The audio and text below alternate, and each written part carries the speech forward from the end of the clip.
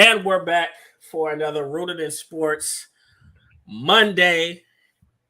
Got me and my dog Isaiah Kent. Yes, sir. Yes, sir. Yes, sir. Uh-huh. Swan Don had to tend to some personal family stuff, so he'll be out for the night. But I obviously had to get my guy back in here. Mhm. We got a wide array of fun topics to cover. Um, Yes.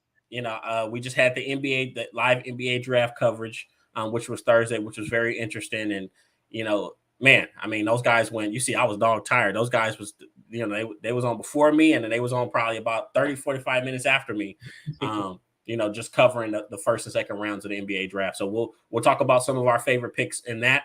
Um, we got some recent free agency news, or I guess we thought this guy would be a free agent, but he decided to he switched gears on us last minute, and then we'll talk about some football, some recent commitments, and then we've also had some controversial. Well, I don't consider them controversial, but some people do. Some comments by an NFL legend.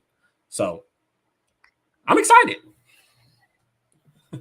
I am too. I am too, Kenneth. I'm happy to be back again. Once again, Mm-hmm. I'm just gonna stop saying like I'm happy to be back. Like I'm just gonna be like, yeah, I knew it come around again. And look, at this point, I was just telling Isaiah, I said, man, at this point, we might just have to add you to the logo. You hear so much. He's like, oh look, he's like Redman and Wu-Tang. You know how Redman was like an unofficial Wu-Tang member?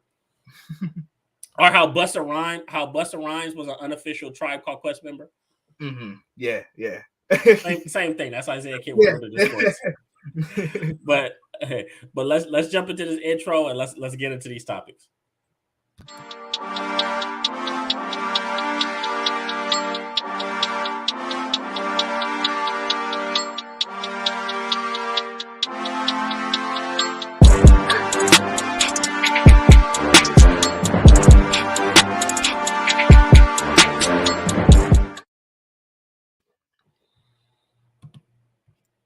And we're back, just like that.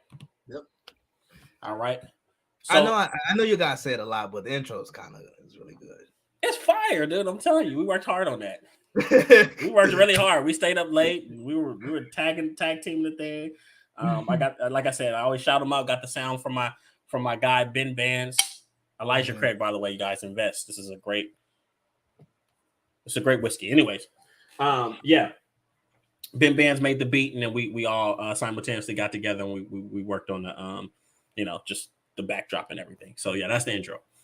But we gotta jump into this madness. So Isaiah, obviously we talked about this a little bit during the NBA draft show. Yeah.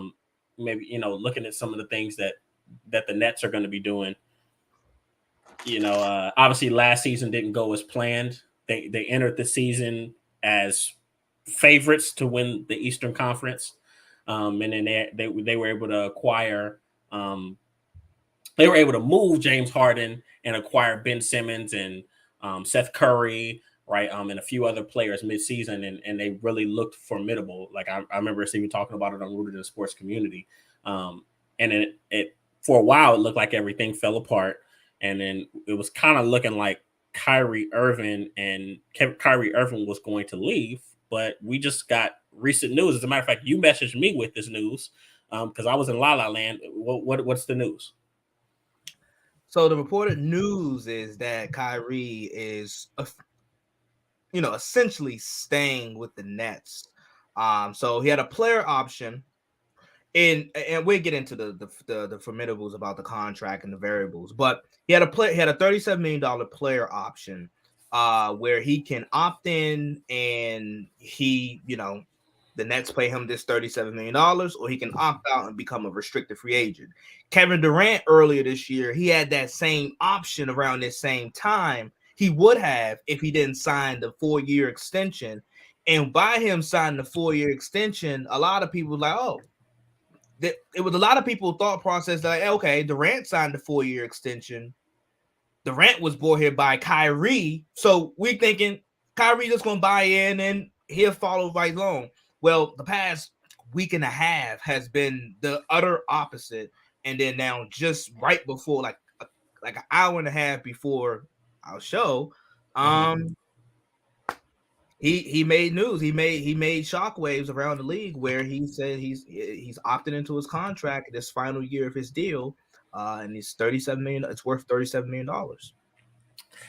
And it's funny, and once again, it came as such a surprise because you do your prep. We'll do our preparation for the show.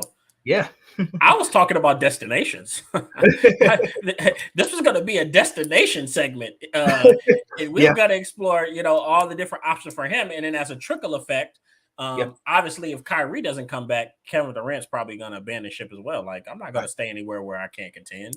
So right. we were going to talk about, obviously destinations for him as well in different trade packages. But I think the biggest thing I want to ask you is, where do they stand now? Obviously, he opted in, but we all know Kyrie's a special case. He was taking them folk through the ringer last year. They was being patient with him, and Yeah. he was giving them pushback on COVID restrictions and things of that nature. And he wanted to take personal time. Where do you think that the Nets stand right now? Is this a good thing? It's really, here's my thing. When the rumor mill really started to buzz about Kyrie potentially leaving, I was saying to myself, and I was telling myself, like, I was really weighing the options. I'm like, the most likely outcome of this whole thing is him staying put in Brooklyn.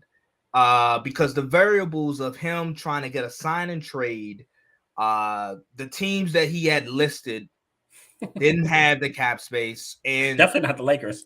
definitely not the Lakers. That was the team that was like that was the team that everybody was really pushing for, because we know, like, the LeBron and Kyrie connection. And no team really, either they did not have the cap space or they weren't, like, quite frankly, interested. Like the Miami Heat, they weren't interested. He Like, doesn't fit their culture. He doesn't it fit their doesn't fit culture. their culture. And I mean, honestly, if we're being honest, before he signed with Brooklyn, he didn't fit Brooklyn's culture. No, he I didn't. think, and to answer your question about, is this a bad thing? Yes and no, because I think at this point Brooklyn has had enough. I seen a report earlier today where it was where it basically stated, like, Brooklyn is very much prepared to lose to lose both stars, because they don't want to go through what they went through last year. That speaks volumes, because these are all world players. Think about These getting fed are, up to the point. like, and like, that tells you that I thought that report, like, when you hit me, when you hit me up about the show tonight, I was really prepared to go all in on that, because I felt like Brooklyn at this point, they have sold their souls to Kyrie, because he didn't fit their culture. Remember, No, he before didn't. that, Brooklyn was like a lovable story, because we all know about the colossal trade that happened between Boston and Brooklyn, and how Brooklyn just got completely fleeced. But Right. then, as they started to rebuild, they, guys like Spencer Dinwiddie and Jared Allen, they found gems like Curtis LeVert. They were D'Lo revived his career. D'Angelo Russell. He made his first All-Star appearance as a Net. Right. It was a story and a team where, like, they obviously weren't championship contenders and they weren't the best team in the league, but you rooted for him. You just found yourself rooting for them, and they were easy to root for. Well, the last 3 years have been something completely different, and it's a good thing, because obviously you still have the services of Kevin Durant and Kyrie Irving, but the bad thing about that is, up until this point, and I did the math, in 3 years, Kyrie Irving has played 103 games as a Brooklyn Net out of the possible 229 regular season games that the Nets have played in the last 3 years. He's played 103. Think about that. Think about that. In one NBA season, it's 82 games. In 3 seasons, he's played a total of 103 games. That's Like, barely over one season. That's barely one whole season. And obviously, if we could break it down, like, the first year, it was a COVID year, so they only played 65 games. But then the last 2 years, it's been 82 games. But you just up until this point, you just cannot rely on Kyrie and his availability. And this is coming from a guy that really likes Kyrie. Like I can have a very comfortable argument that Kyrie Irving is the most talented guard in basketball, including Steph Curry. I can make it. I'm not saying I would win, but I would have a really good argument. It's a very fair argument, But my thing about Kyrie. Yeah, go ahead. I feel like we're on the same wave because when it comes to Kyrie Irving, when you watch some of the things that he does on the court and some of the things that he does with the ball, you're like, man, this guy's amazing. This guy's astronomical. But it's so much that comes with him, right? This is the way I would paint it with Kyrie Irving. He's like getting that woman that you always wanted, like she's just a baddie, and then when you get her, you realize like, man, this chick got some hangups, man. She's probably crazy as hell. I don't know, could be an alcoholic, could be a cheater. Sorry, y'all, I know I'm going crazy here, but no, for real, that's this is what it is. This is what he is, and every team he goes to that he's put in a position where he has to lead, he always falters. They always falter. Like we can, if we want to do, if for our listeners or viewers, you can do a mini timeline. Since the year Kyrie Irving won the championship, remember the reports that following off season was, hey, LeBron's trying to get Chris Paul and replace of Kyrie Irving. We bash LeBron for a lot of things and for a lot of things that he say, but LeBron was particularly right about that one. He was right about that one. Then you look at what happened in Boston. They get him. We like, hey, this is the missing piece. You have these young talented players with Gordon Hayward. Obviously, the Hayward injury, so forth, kind of derailed the Hayward story. But we're like, hey, this team has a lot of potential. And they get to the conference finals without him. But then he comes back the following year, and they're a complete, utter shit show that year, the year with him, and they lose in the second round. Then you look at, like I said, in Brooklyn, he didn't quote unquote fit their culture. You look at what happened in Brooklyn. The first year he gets hurt. Once again, availability highly questionable with Kyrie Irving. But then the pandemic hits. Remember, the headlines was Kyrie Irving was like, he's the guy on the league call that was saying we shouldn't play basketball. We shouldn't play basketball. Hey, look, naturally so, right? Right. Hey, if it's anybody in the league, Kyrie Irving is saying we shouldn't play basketball. Don't play. He doesn't. Okay, they go on with, Disney World in the bubble down Orlando. Jacques Vaughn, he didn't give Kenny Atkinson any chance. Jack Vaughn is down in the bubble coaching his tail off. Kyrie didn't go down to the bubble. Not only he was a healthy scratch too. Could have played, didn't play, but then also didn't support his teammates or Jacques Vaughn, so didn't give him a choice. The following year, he comes out, he makes his comments. He's like, hey, we don't really need a coach. We're fine. We're fine. Ridiculous. We don't need a coach. Ridiculous comment. They hire Steve Nash. And from that point on, there's been injuries, or there's been the January 6th insurrection. There's been religious beliefs. There's been vaccine, not wanting to get the vaccine. And I think that's totally up to you. Right, but once again, it's another barrier that is separating Kyrie and his individual, whatever he has going on, and the actual team and team success, and it's hurt. So let me ask you this: Do you question? Yeah. Do you question his love for the game? At times, I don't. It's really hard because I don't want to be that guy that questions a professional and a guy that's at his caliber. I don't want to question his love for the game, but I think it's a very valid question. Just looking at just the last 3 years and what has transpired, looking at how many games he's missed and for the reasons, one could make the argument. I'm not going to say he doesn't love the game, but I do think he has different interests. And we all know that one guy that like anything, he questions everything. We all know that. We all have that one friend. Why? Everything. Why? Why?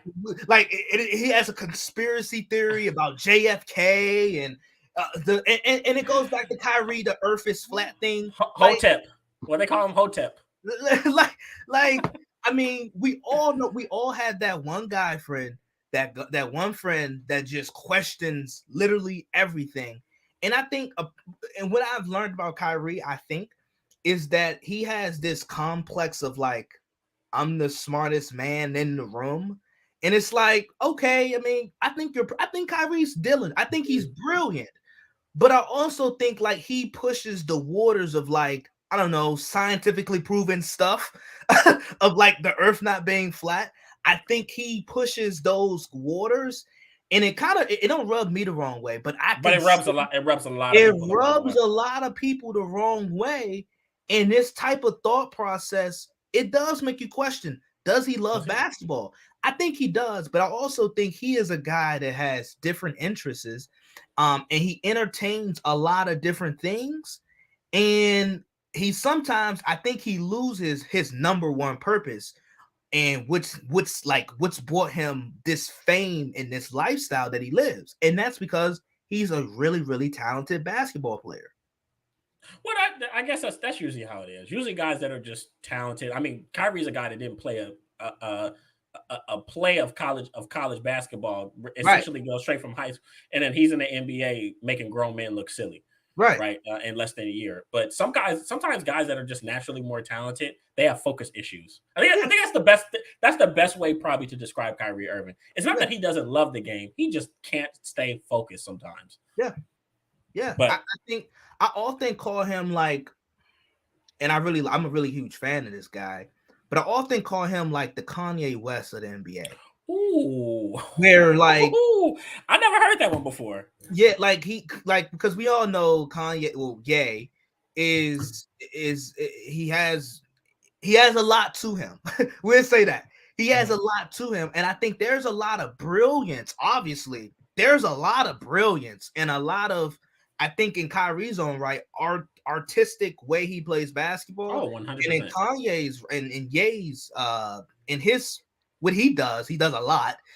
He has, they have such great mindsets, but I think at times they sometimes get very distracted at times and easily distracted, where their focus gets thrown off and they say how they feel, but it's not always the best way. And they don't communicate it properly. They don't communicate it properly. And I always have said like Kanye's thoughts are generally in the right place, but he needs a PR team to really fully flush out his thoughts. And with Kyrie, sometimes his thoughts are somewhat brilliant at times, but then I think at times he struggles to really, really get his word pass and through what he's trying to actually say. I feel like Kyrie and Sha'Carri Richardson got the same PR team. I feel like they got the same PR team, dude.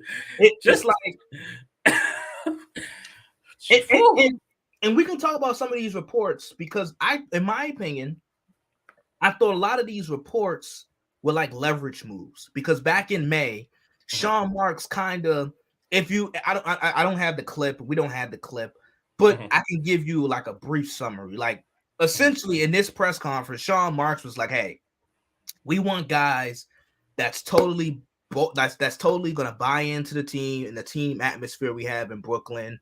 We need guys we need players that's going to be available." And in his own words, he wasn't taking a shot at Kyrie, but he was definitely talking about Kyrie and what happened this past year with Kyrie only playing 29 games in the regular season. And I think with that, there were a lot of, I think, because stories I always say stories don't leak just to leak. Like someone is leaking these stories. And I thought a lot of these stories about Kyrie having different interests in terms of teams and, potentially joining the Lakers, I thought that was a lot of those stories are being pushed and fed out by his team to get more leverage, to gain leverage. And ultimately, that's one of the reasons why I thought I thought he was going to return to Brooklyn, because Brooklyn had the ball in their court. Brooklyn clearly drew a line in the sand, and they're trying to take back their franchise. Okay, so this is why, when I look at the situation, obviously, I guess you could say it's good for Brooklyn because, Kyrie's a talented player. Yeah. And then obviously they risk losing Kevin Durant as well. Mhm. But, we said a word earlier that I think is key, and this is something that Brooklyn has to really consider, is culture. Yep. Right now, they don't have a damn player on their roster they can build a culture around. And I love Kevin Durant, but I don't think Kevin Durant's a player that you build a culture around. I think he's an uber talented player. He's he's arguably the most probably skilled player in the NBA, pound for pound. Yeah. But he lacks a lot. We talk about this a lot, especially when comparisons between him and LeBron James. Mm-hmm. He lacks in the leadership department. And he usually needs to go to, if you even, you look when he went to Golden State, when he went to Golden State, they already had a foundation built. Yeah. They already had leaders and they already had people in the locker room holding guys accountable. Mm-hmm. But you look at this Nets team as constructed. Now you have Kyrie back. Okay, let's say he comes back into the fold and he actually plays 75% of the season. Yeah. Which would be that'd be great. Right, which would be a blessing, right? Yeah. But who is gonna be your guy that's really gonna lead that team? It's getting to the point, and this is sad because I think that this is a kid that's very immature. That I'm like, they may very well need to see if they need to. I ain't gonna say build around him, but maybe run a lot more of their things through Ben Simmons than they probably would have preferred. Well, I was gonna say, all these trade rumors and everybody, Durant possibly getting traded. Ben Simmons, go ahead. Ben Simmons hasn't been mentioned at all, and it's like he's also like he's a valuable asset, 6'10" guy who's athletic, can't really shoot, and coming off a back surgery, so that could be a little bit problematic. But he's a valuable asset in himself, and nobody has seemed to mention him at all in terms of these trade talks.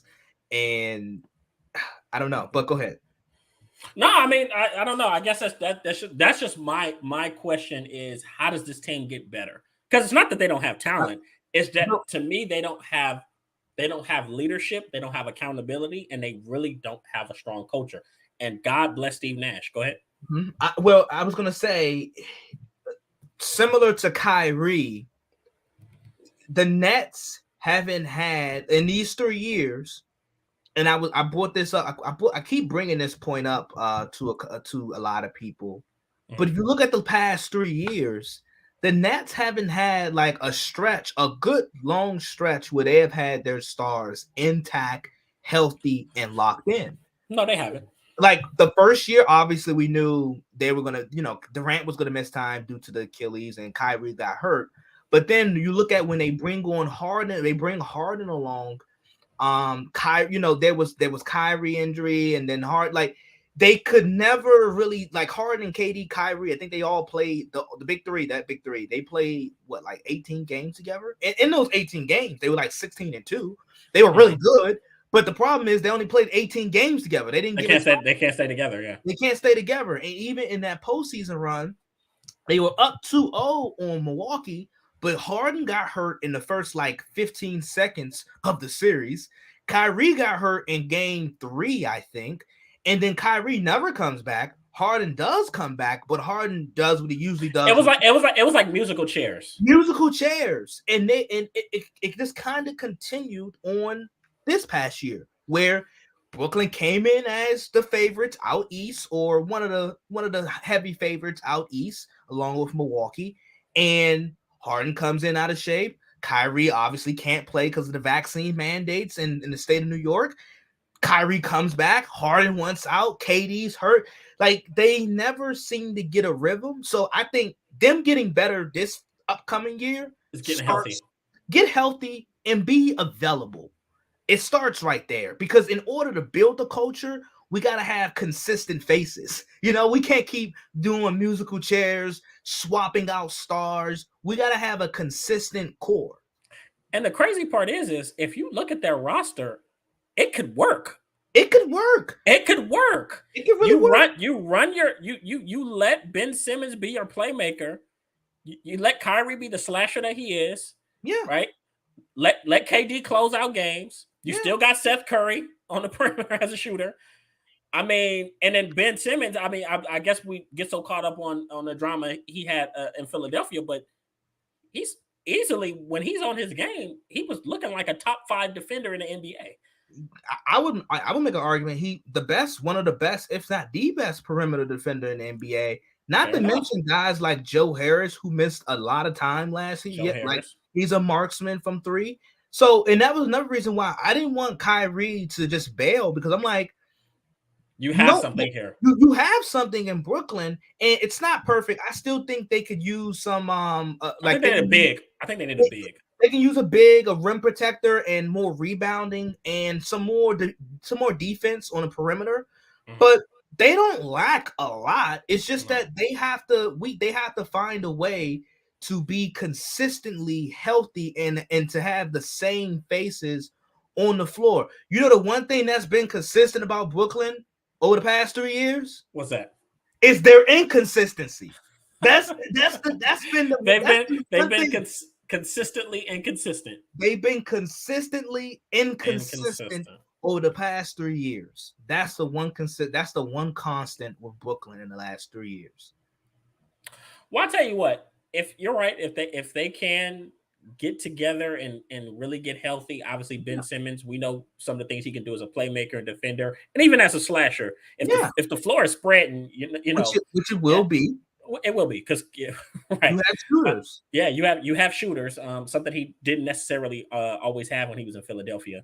Right. I mean, they can do it. I think the thing is you're looking at where the Eastern Conference is right now, and the top teams in the Eastern Conference. If you don't have no grit, you don't have no strong culture, but you're not beating the Heat. You're not beating Boston. You're not beating Milwaukee. You're not, right? And those teams are probably less talented, but those teams are so strong. They have such a strong nucleus and culture that you got to be game tight to beat those teams. So no, I agree. Definitely very interesting. I have a love and hate type of relationship with Kyrie opting in, but I guess we're going to see what happens. I didn't see anywhere outside of the Lakers. I didn't see anywhere else where it would have worked. Honestly, that's why, like, in that's the whole thing. Like when we like on Twitter or Instagram, like when we see these predicted trades and people doing the trade machine, it's like, first, I don't know if a lot of people know this, but Kyrie is represented by his stepmom, and a lot of these deals that we see get done, like a deal with like Kyrie trying to get moved or shipped to somewhere else. It takes a lot of creative steps. Right. And a lot of times when you see those type of moves made, it's made by like a Clutch Sports, a CAA, a traditional power, agency that has the influence to make those type of moves around the league. And that was a whole nother reason why I didn't really see it happening with LA or the Knicks, because it was going to have to take some really, really strong arm pulling and influence in some creative ways to get him somewhere else. Go ahead. No, I was about to say power moves that you don't think his stepmother has in her arsenal. Exactly. Right. Power moves that Rich Paul and CAA, they have the influence to make, but I don't know if someone's stepmom does. When you say it like that. Just saying. Oh Lord. Oh man. But okay, yeah, I agree. So, obviously that situation is is in the books for now. We'll see how they progress through the NBA offseason. But speaking of the offseason, we just had our NBA draft show on Thursday. You and Swan Don did a phenomenal job. I jumped in. We had some great guests on. We were able to cover pick by pick. And first of all, guys, it's good to have a network of guys that love sports because somebody's going to know. It's going to be that one prospect. You know, I say this a lot, Isaiah. It's going to be that one prospect from Timbuktu University who nobody knows, but it's when somebody in the group is going to know this guy, right? And that's what happened more often than not on Thursday night, NBA draft night, that everybody had their guy. So the biggest thing I want to know is, Isaiah, I'll let you start. Yeah. What are, if you were to name 2 or 3, or you could let's just take it one by one. What was a pick, a good team fit pick that you liked? One by one, you said? Yeah, we can go one by one. Let's have fun. Okay. With it. So I started my first one. My first one, it was at the top of the draft. It was Jabari Smith. Because and he wasn't my number one player that was going to be taken. That was Bankero. But Jabari Smith, I really, really like the potential that's there, and I like that Houston grabbed him. First, it was that was like a blessing for Houston that Jabari Smith had failed a 3 because on a lot of people's draft boards, he was going to be either number 1, or at least 2. Not a lot of people had him dropping to 3.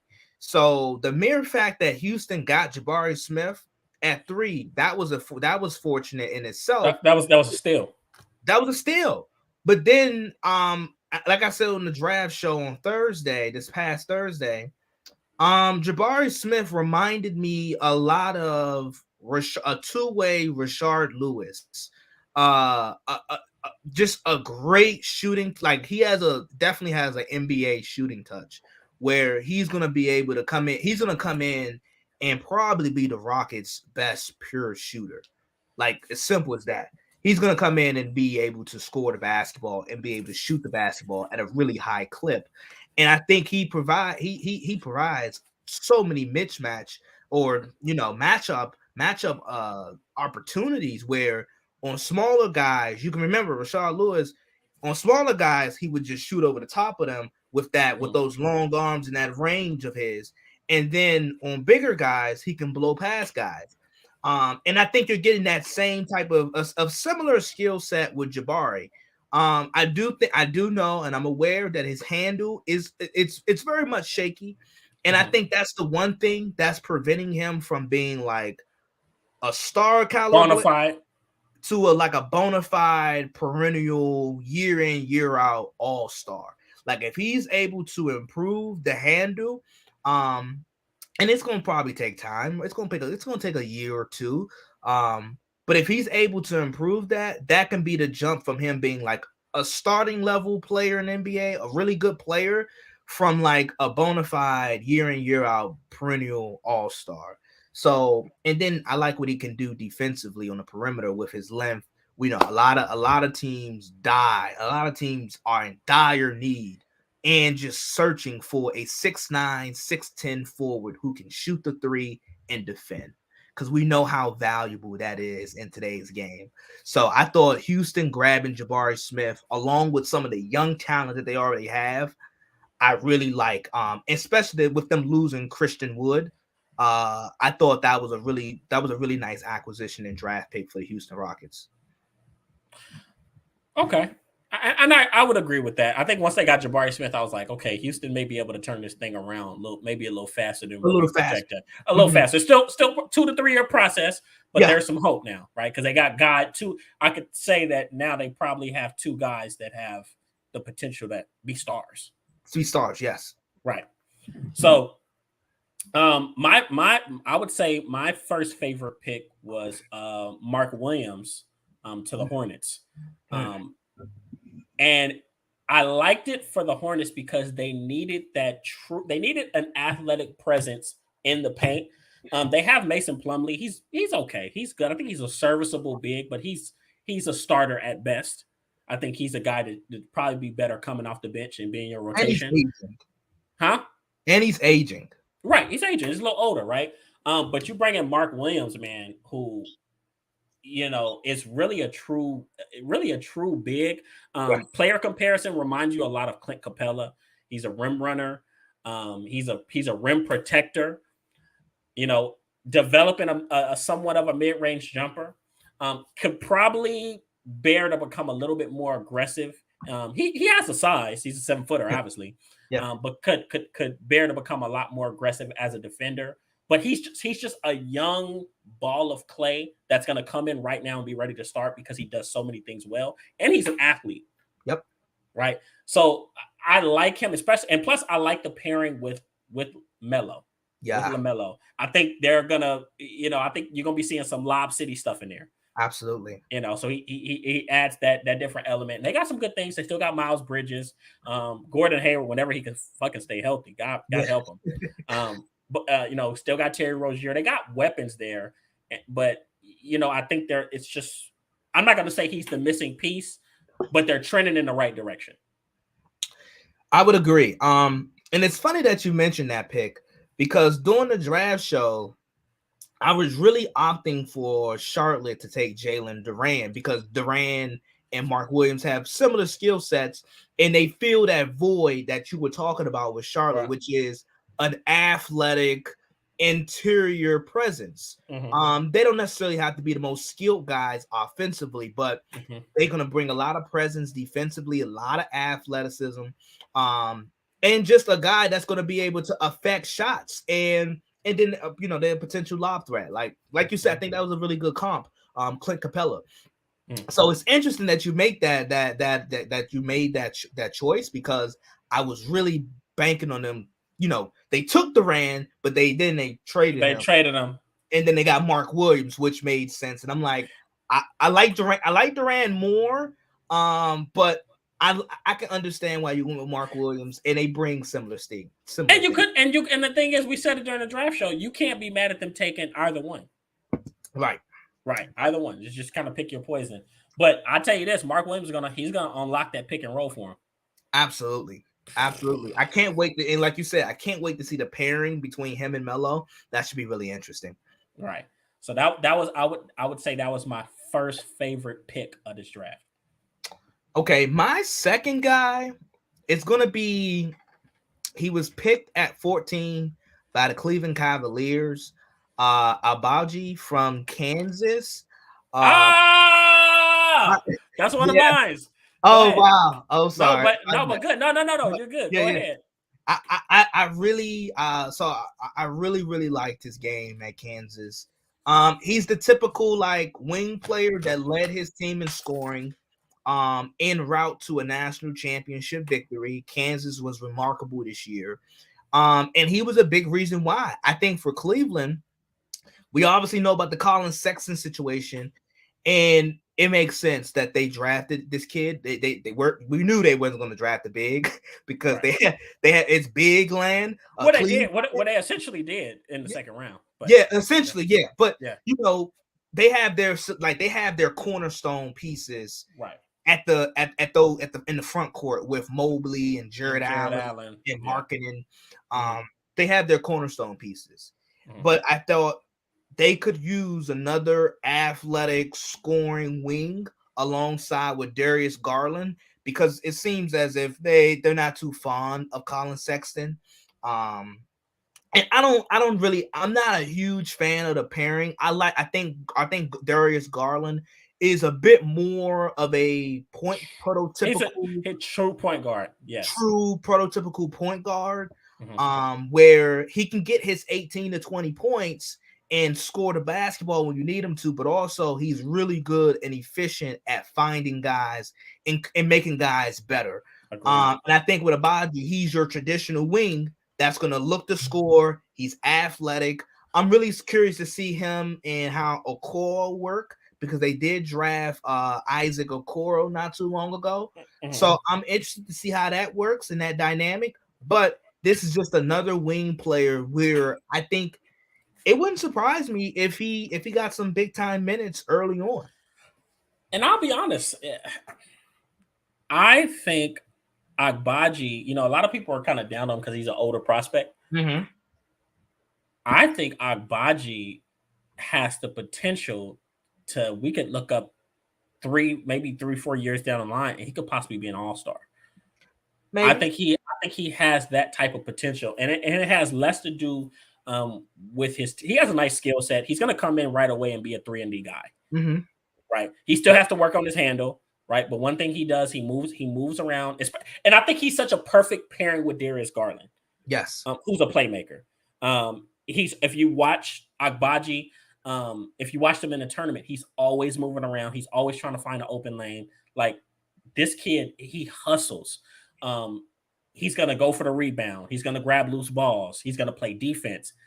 He has a really nice touch on his 3-point shot. Yeah. And what I like about him the most is his confidence. He wants to take the big shot in big moments. Mm-hmm. He wants to be that guy. And when I look at this Cleveland roster, what better of an environment to go to? Because in my opinion, the only other person that's really standing in his way might be a Evan Mobley, who I love Evan Mobley. I'm a USC guy. Yeah. But outside of that, you don't have anybody really in your way of coming in there, really working on your game and saying that, okay, this can't be my team in 3 years, 2-3 years. Mm-hmm. So I like that. I like that fit for him. He's going to come in right away. He's going to play big minutes right away. He may not start, but he's, look at him possibly being their 6 or 7 man. I can see that. Yeah, I can see him getting some some big time minutes. Like I said, maybe not, like you said, maybe not starting, but I can see him definitely getting some significant minutes. Oh yeah. And him being like one of those rookies that was drafted later, or not necessarily later. He was the 14th pick, but being like a key contributor to, I would say, a Cleveland squad that's their playoff team. They were the 7th seed for most of the year. They found themselves like in the playoff race for most of the year. So assuming that there's not like some huge regression, he's gonna be playing for a pretty good team. And I also I stand on this. I say it every episode of Rooted in Sports. I really believe they're gonna move Colin Sexton. I agree. I do. I don't see them keep holding on to him. Yeah. To me, it's not a great fit. Mm-hmm. I think you want to put him somewhere. Colin Sexton would thrive in a LA. I think that'd be a great situation for him, somewhere where he can really just focus on being a shooter. Mm-hmm. But yeah, I think I think Colin Sexton leaving and maybe some of the youth or inexperience that you have in the wing opens the gate for Agbaji to get playing time sooner rather than later. Absolutely. Yeah. Well, I guess since you since you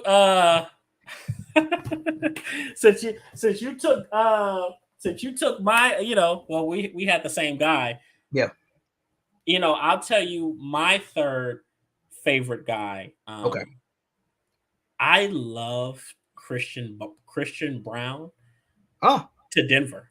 Okay, a lot of Kansas love. Okay. Yeah, a lot of Kansas love. And when you look at Christian Brown, it's easy to say Brown because that's how his name looks like it's spelled. He is going to be a really nice addition to that Denver backcourt. Absolutely. They needed a guy that can come in and play the 3. And what I like about him is he plays both ends of the ball. He's really a jack of all trades. Mm-hmm. And similar, the knock on him, similar to Agbaji, is he's a little bit of an older prospect. Yeah.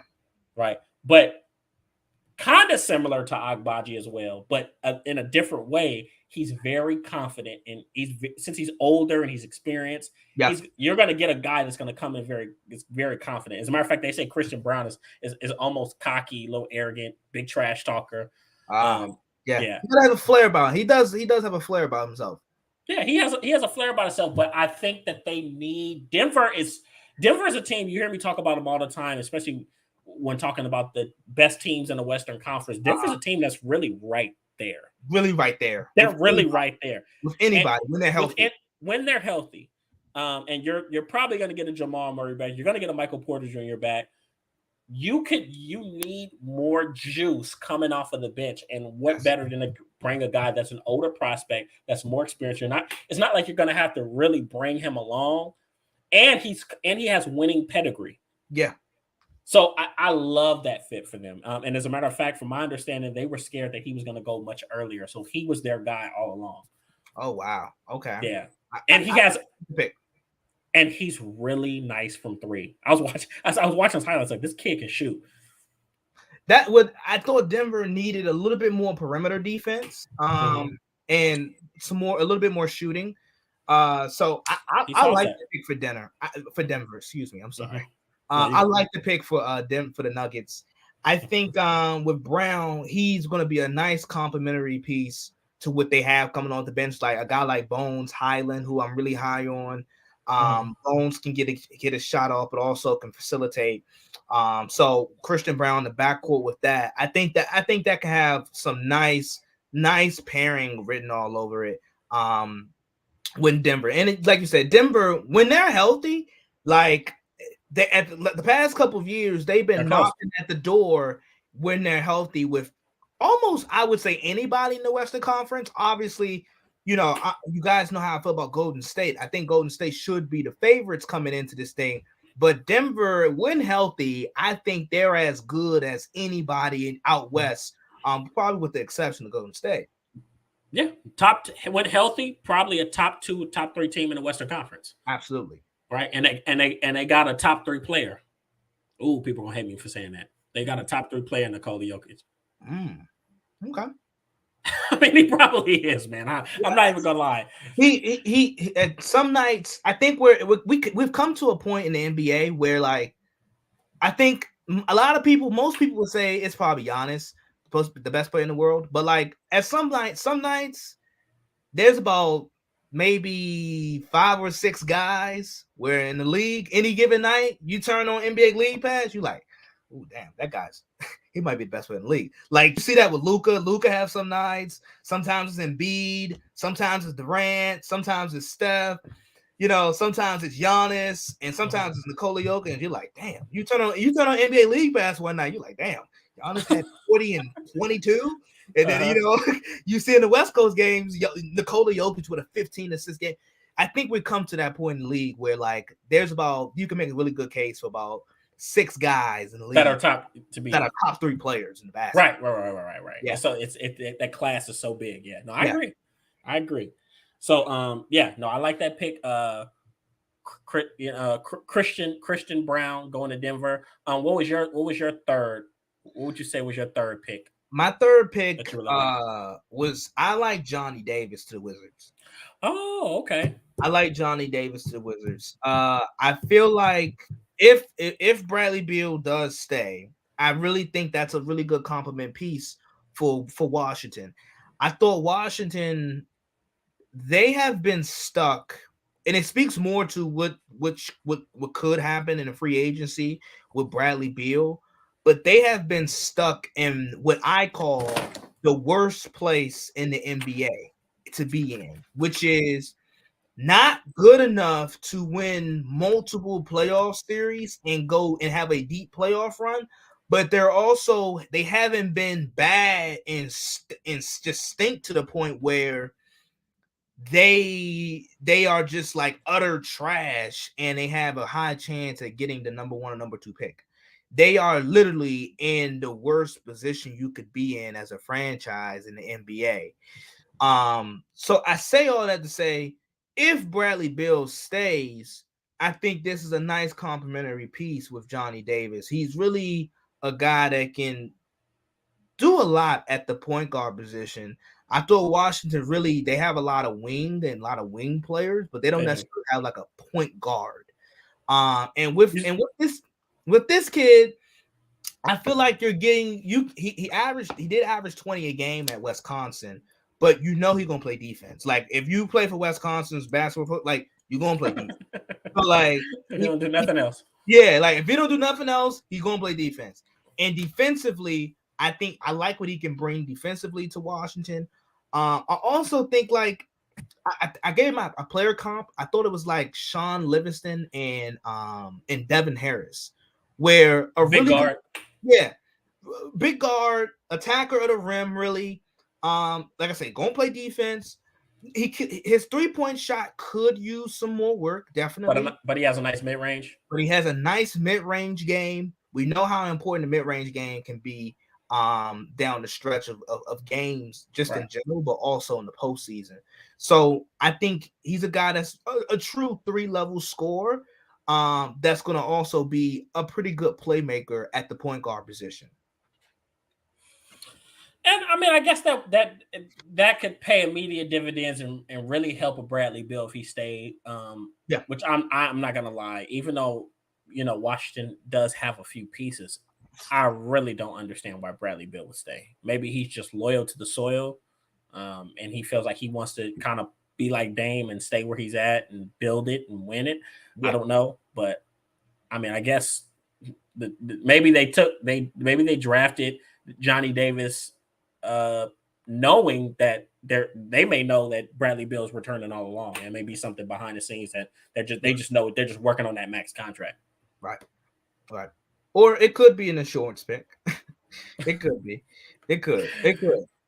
It could be. Yeah, yeah, yeah. No, I mean, okay. Well, no, I agree. All good picks. I mean, the draft was most of it went how I expected it to go. I knew Chet was going to go to OKC, which is going to be a very good fit for him as well. Mhm. Yeah, he's going to him, Josh Giddey, and I always Shaq. best his name Shea. Yeah, like they're going to do some dangerous things, and then obviously in Orlando, Ben Churro, and Yeah. you got Cole Anthony over there, and a few other guys, man. So I pretty good think guard play. yeah, it's a pretty good guard play. I don't know where they're in the big department, but They have power floors, like power forward galore in Orlando. so they got their stretch. They got a whole bunch of stretch fours. They got a lot of stretch fours. So yeah, like I said, it was a good NBA draft. I would say probably one of the more interesting and deepest ones that I've seen in a while, because I think you're seeing a lot of guys that even were getting picked at the back of the first round that you feel like are going to genuinely get significant minutes. Whereas in draft, yeah, big contributors. Whereas in years past, you were like, okay, past 5 or 6 picks, some of these guys may not play. Yeah, right, right. So Absolutely. that's my thought. Who we got? Kyle Humphreys. Love seeing your cute face, Clark. This man is crazy. Yeah, Lord. Love you too, Kyle. Oh Lord. But I guess it's good we got Kyle in here. Because he's a big college football fan. Ah, And we just had a interesting development in the college football world. yes. This kid that everybody's been talking about for 3 fucking years. I mean, 3 years since he played for the freshman team. Yeah. Arch Manning, he just committed to Texas, and I guess I like it. Let me stop. I'm indifferent because I feel like he's gonna go to Texas. He's gonna play. He's gonna get a chance to go there and play immediately. I still have some question marks about Quinn Ewers. I feel like he could easily. Go ahead. I'm so. No, Go. I think it's going to be an interesting. They saying it's not. Well, I'm reading the article. It's not a quarterback. Quinn Ewers didn't go there to not be their starter for the next 2 to 3 years. Right. And Arch Manning didn't go there to sit for 2 to 3 years. So Right. this is where it's going to get interesting. Where does legacy overcome talent? Because honestly, even though Arch Manning is talented. One thing I will say is if you're comparing him and Quinn Ewers has a more talented arm. Like that thing is live. Like they were comparing him, and I hate the comparison. They were saying he's the next Patrick Mahomes, this and third. Yeah. But so it's gonna be fun to watch. But you can tell me what your thoughts on it. Go ahead. You can talk, and I'll tell you what I think. No. Okay. So Arch, obviously, I was going to ask you, not in basketball, but in football, has there been a high school recruit that has been so coveted and just have been so covered to the point that Arch Manning, and obviously his talent, he's really talented, right? But he is also it's the last name is, come on, it's infamous with football. Has there been I know there's a lot of college athletes, college football players. high that have been school. coveted. You talking about high school players that were coveted? Okay, I could reach. But I feel like even if they were big players, they didn't have the name and the legacy that comes with it. So maybe that is what amplified it for him. Right. Because I remember Jimmy fucking Clausen. Jimmy Clausen was like the shit coming out of high school. Kyle, I know Kyle's following along because you follow some of these guys. Terrell Pryor, when Terrell Pryor was coming out of high school, he was gonna be the next greatest player in NFL history, right? He was a 6'5" Michael Vick. Um, Tim Tebow coming out of high school was pretty big shit. But Arch Manning, once again, the name, and then obviously he went to Newman. Newton. I said Newman, Yeah, but it's a it's a high school in Louisiana. Same school Odell Beckham went to. Yeah, I was gonna say, like, obviously the Mannings went to it, but Yeah. Odell, Jarvis Landry, Right. they went to that school as well. So there's a lot of prestige and a lot of former NFL guys with that. But yeah, I was gonna say, like, I can think of some college athletes that have been highly coveted, like the Andrew Lucks, the John Elways, but high school, boy, I don't know. We've been like you said, we've been following this kid since his freshman year. I was gonna say this, like, obviously, this is a huge win for Sark and Texas. It is Huge win for Steve Sarkisian in Texas. Now they won't. I think it was pretty good that he didn't go to like an SEC school. Granted, Texas is going to be in the SEC in the next like 3 to 4 years. I don't think he'd be. I don't think he'd be there in the next 3-4 years. Maybe. But I'm glad he didn't go to an SEC school because obviously his uncles and his father, like they went to SEC schools, and his grandfather, and their legacies are set in stone at Tennessee and Ole Miss and so forth. So I'm pretty glad he didn't do that. I think as you mentioned, it's really fascinating with Texas and this quarterback battle because that's exactly what it is. It is a quarterback battle.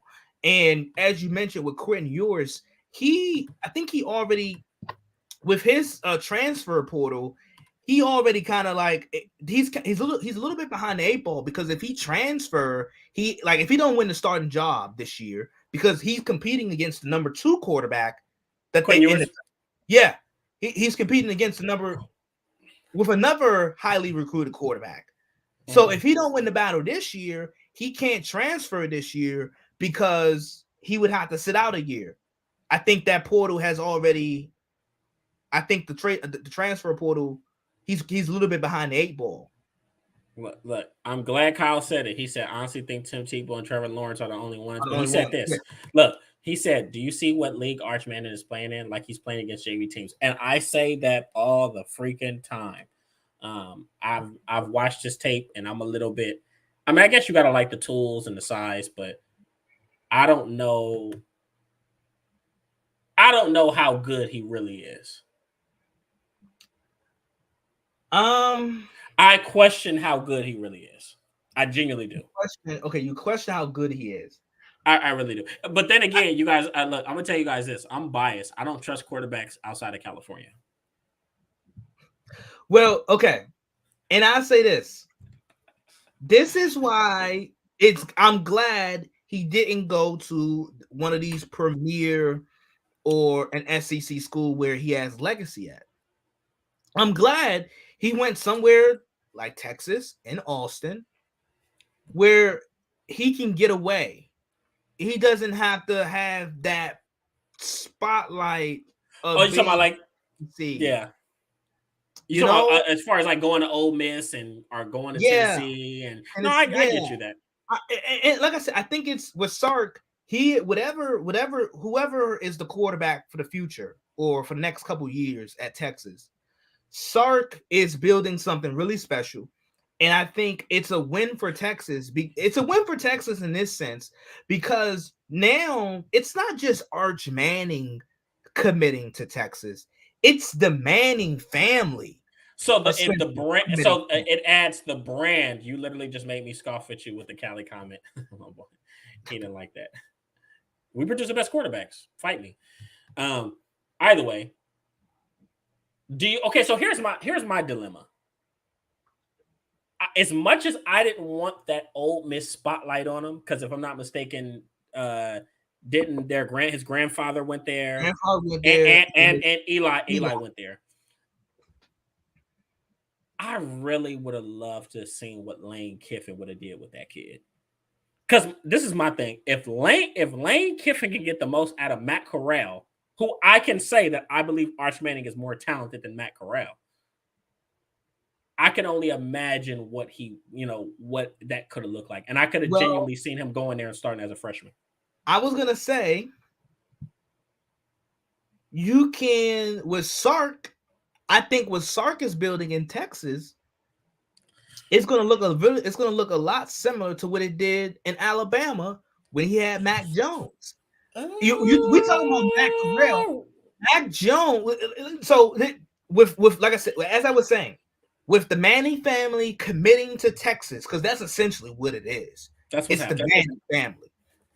You're gonna have other big time recruits, skill player recruits, and they're gonna buy into it. And I tell people this: I'm all for the big brands. I'm all for Alabama. I'm all for Oklahoma. I'm all for the traditional powers. Mm-hmm. But NIL, and I think this is what Nick Saban is afraid of. NIL with Texas and Texas A&M, those boosters, that's Texas. That's that oil money. I don't care. No, it's the truth. That's oil money. That is old oil money. You're not doing anything with that. And I think what you're seeing, what you saw at Alabama with Waddle and Najee Harris, all those guys, I think that's what Sark is potentially building in Texas in the next 2 years. Okay, and I'll level with you a little bit. All right, Isaiah, because we talked about this a few episodes. Talked about Nick Saban's comments when it comes to NIL. I think he knew. I think he always knew if the checkbooks open, we're gonna lose. We're gonna lose a lot of recruits. Yes. And Texas, even at their worst, they've always been a prestigious institution when it comes to getting recruits, getting students. Absolutely. So you're right. They can get that. And they have the money to pay these big time kids and get them to come to their college. Unfair. So, now do I believe that they're going to have, maybe talent wise, I can see them having some of the things that Alabama has. I still have some question marks about Sark as a coach. Like, I like Sark, but I don't know if I believe that Sark can be the coach of a championship team. I don't know if I believe in Sark that much. Okay, as a coach, that remains to be seen. You're right. Now, as an offensive mind, that's another story. I'm gonna say, as an offensive mind, because you brought up Lane Kiffin, and you were curious to see what Lane Kiffin could have did. I'm a Lane Kiffin fan, so I know. I'm a big Lane Kiffin fan. You're big on, and I like Lane too. I like Sark though. I think with Sark, the way he made certain guys look at Alabama, it was different, because it's not just with Sark. He, as an offensive mind, it's not a lot of people in college football. It's not a lot of offensive minds in college football that's up there with Sark. So I think if you give him Arch Manning or Quinn Ewers, if you're giving him these type of quarterback talents, I think it only opens the floodgates. Like I said, with NIL, this is why Saban went hard on Texas A&M. Not just Texas, but also Texas A&M. With the NIL, it's going to be hard to compete with that Texas money. And if you're able, I'm so serious. Yeah, no, it is. If I think with that, it opens the floodgates to skill player recruits coming into Texas and buying in, because they're like, hey, whoever's behind center, we're going to have 2-3 years of this guy dominating and throwing us the football. This is what you want. This is what you live for. And not to mention, Texas is one of those, like college football. I don't care what nobody says. There's certain sports, it's just better when certain teams are better. I always say it in the NFL, when the Steelers, when the Raiders, when the Cowboys, when those teams are good, the NFL is just better. Great. Yeah. I'm sorry. That's true. The NBA, when the Knicks, when the Lakers, the Celtics. Yep. When they're good, they're better. And with college football, when Texas, when USC. Miami, when USC is really good, it makes college football Saturdays even more special. I'm sorry. I agree. I'm sorry, Oklahoma fans, but you're not gonna be able to. But to all the Alabama fans, and I'm usually pro SEC, by the way. But to all the Alabama fans, to all the Oklahoma fans, you're not gonna be able to just come into Texas and think you're just gonna snatch up all the players. That's not what's going to happen with the Texas Boosters. And you make a really good point. Looking at what they have in two highly touted quarterback prospects in Quinn Ewers and now Arch Manning, what wide receiver in the nation is not going to want to consider going there? You literally, okay, what worst case scenario, you get one of the two. Watch this. One of them's going to pan out. One of them is going to work. One of them's going to pan out. And I would honestly say, like, whoever it is, it's going to work. Mm-hmm. That's why I like the move for Texas. Damn. For Texas' sake and for Steve Sarkisian's sake, I like the move.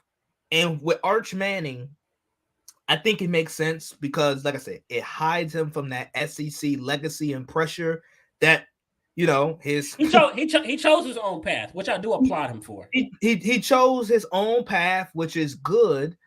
And I think this is, and I'm not gonna say a disaster, but if you're Oklahoma, if you're Alabama, you gotta.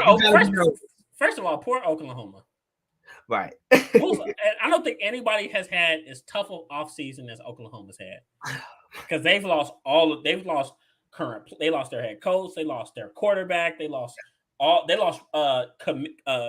that committed, 5-star guys that committed. They all flipped to USC. So poor Oklahoma. I think, like I said, with college sports, because I think USC, the rebuild in USC, Lincoln Riley, I keep telling people, I even predicted it this year. I think they're going to win about 8 to 9 games. And I think at some point throughout the season, USC is going to be ranked top 10.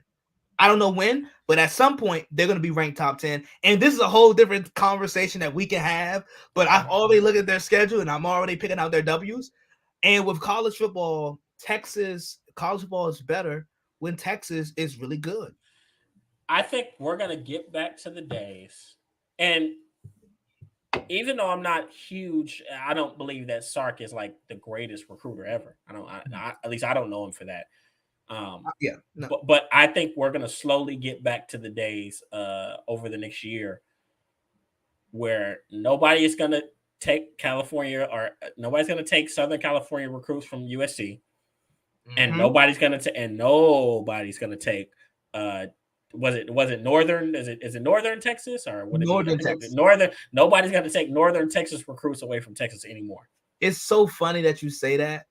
A couple weeks ago, I was watching back on the 2004, 2005 national championship game.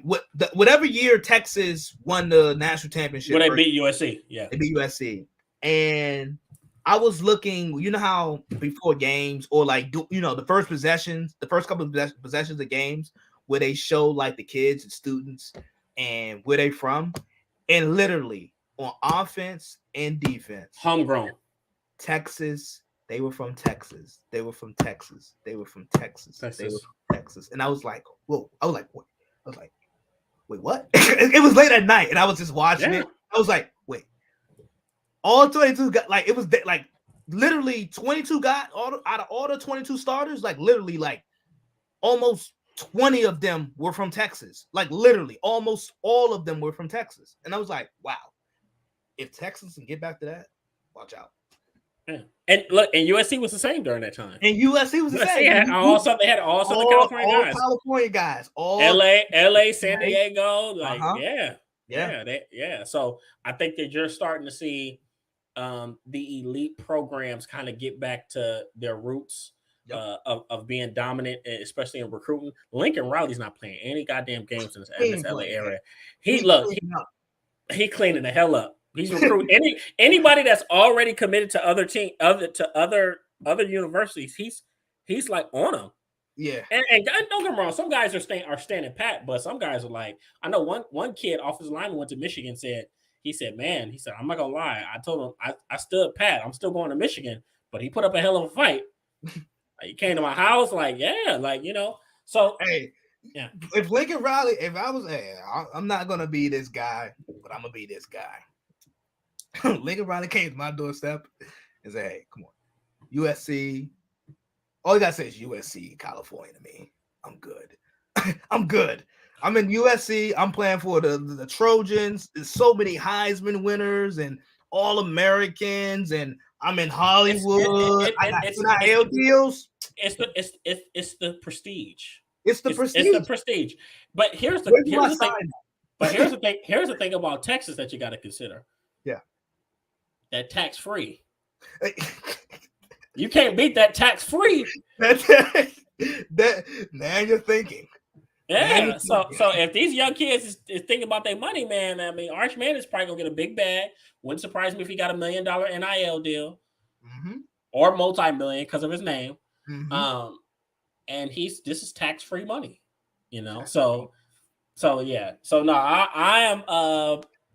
I'm excited. I'm excited for what college football has to hold. Arch Manning committing to Texas. It's going to be fun. I don't know who's going to win this quarterback battle. I still have questions about what Arch Manning can do playing against better competition. But then again, once again, it's not like Quinn Ewers is a sure bet as well. He's just an uber talented kid with a nice, slick, sexy sidearm throw, right? And he has a mullet, right? So it makes him look cool. Yeah. So we'll see what happens with that. But I did want to dive into some comments, and this is something that I wish Swan, because me and Swan go back and forth about this.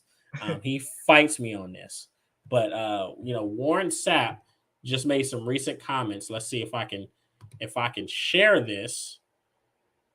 If I can share this with you guys. What Warren Sapp said on the Vlad show. Let's see. This is going to be fun. Vlad. I always, as you're putting this up, always found the Vlad interviews kind of funny. Because it's like Vlad, he literally be interviewing someone that committed crimes, and he'd be like, "So hey, did you do this crime? When did first you of all, Vlad is an instigator, but let's see what Warren Sapp has to say. Right. I mean, do you see Kaepernick coming back? I mean, he tried out with the Raiders recently, but I heard the try. That wasn't all that great. I heard it was a disaster. I heard it was one of the worst workouts ever. I'm wondering how the hell this happened and the tape didn't get out, right? I mean, somebody wasn't over the fence or nothing. Come on, man. We live in a world right now where you put a drone up. Hey, it ain't like they can stop you. They ain't gonna stop the workout. Talking about there's a drone up here. We don't know who this is. I mean, what? Come on, let's run this. They don't even send them up the ladder anymore. You know, when you go out to practice, send the guy up the thing. He's shooting practice off. Unbelievable. Yeah, I mean, we just interviewed Josh Norman. He pretty much said, look, you can't sue a company and then go back and try to work for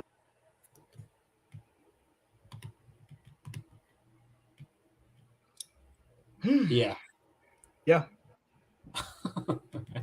Yeah. So what are your I guess we did it. I don't know what happened. Yeah. But so apparently that workout that happened late May, didn't go well at all. And recently, Colin Kaepernick's agent has pushed back on Warren Sapp's comments and said, well, maybe he needs to talk to the owner and the GM. They felt like the workout went good, which I think is total malarkey. I think it's just obviously he's trying to save face. Yeah, right? yeah. He wants to make his client, look a little bit better than what he is. Yeah. But how do you feel about this? Who do you feel like is telling the truth?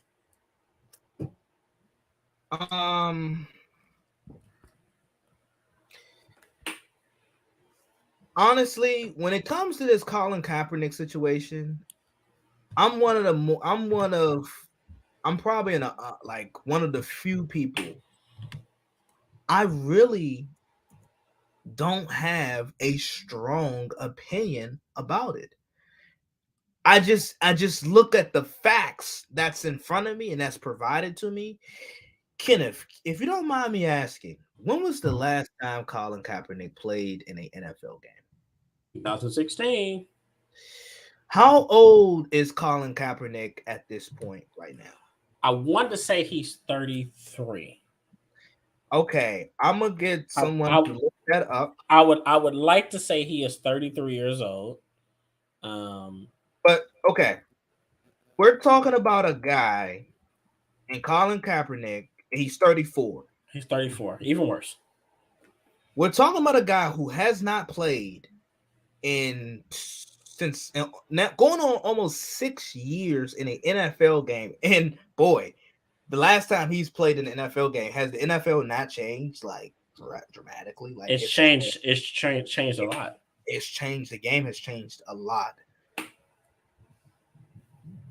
I'm not gonna say Warren Sapp and his comments. I tend to lean towards that a little bit more.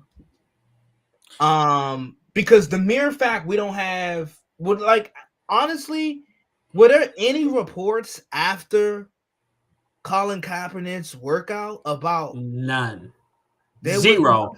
It was just that he completed his workout. That's all we heard. Okay, he just completed his workout. He completed. That doesn't really show me or tell me that he looked competent enough to be a quarterback on an NFL roster. Not a starting quarterback, not one of 32, but just a guy who is competent enough to be a quarterback in this league. And I think at some point there was a part of me that still felt like Colin Kaepernick can still come back and play in the NFL. Not necessarily be a starter, not necessarily be a Pro Bowl caliber quarterback, but there was a part of me, maybe it was like 4 or 5 years ago, where I thought he could come back and still be a productive, or just he could be a guy on a roster. But now that his celebrity has grown, his aura and his name isn't a guy no longer who just came in for Alex Smith, who got hurt and just took over and had this phenomenal run and led the 49ers to the Super Bowl. It's bigger than that. He's become like a trademark in social justice. And we know how teams go. They don't want a celebrity as a backup quarterback. You don't want that as your backup quarterback. And I don't even think he is at the point physically where he can be an asset to an NFL team. And I'm glad you said that. And me and Swan have talked about this. And once again, he gives me a lot of pushback. Obviously, he's not here to defend himself. So I'm going to take advantage. So I'm going to take advantage. I'm going to take pure advantage. I like that. But, and this is the way I look at it. Colin Kaepernick hasn't played since 2016, obviously. And even when he did play, his last year playing, he played for a Chip Kelly offense. Anybody knows anything about a Chip Kelly offense, very minimalized playbooks, simplified reads. It's a big stat inflator. So I mean, I could be the quarterback, and I'm gonna look better than what I am because the scheme is so sped up and so simplified. And God forbid you have any iota of athleticism, you're gonna thrive in it, it's gonna make you look better than what you really are. Mm-hmm. Now, that being said, to me, it's a damn shame that Colin Kaepernick hasn't played. To tell you the truth, I don't believe he really wants to play football as much as he says he does. Because if he was, he would have played in a league. He would have played somewhere. Mm-hmm. He would have played in an arena league. He would have played in he'd have played on the 707 league. Right. Something. But he hasn't done anything to keep himself workouts. You haven't done anything competitively in, I mean, we're in 2022. Was it 6 years? 6 years. We're going on 6 years now. In 6 years, you haven't done anything competitive with the game of football. But I feel like what he does is he's keeping us alive. And I mean, Lord forgive me for making this claim.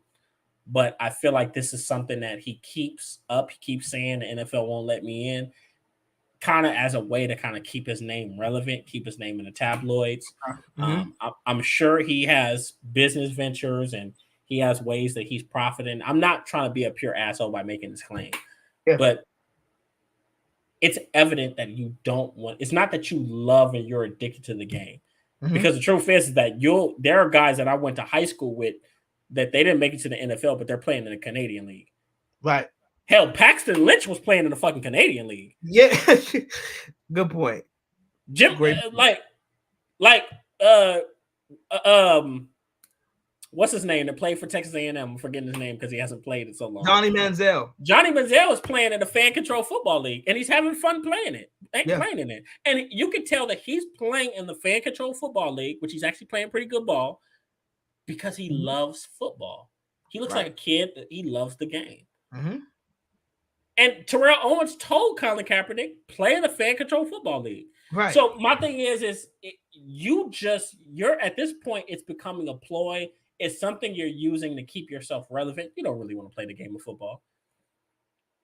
And I genuinely believe, and people will kill me, they'll fight me on this every single day.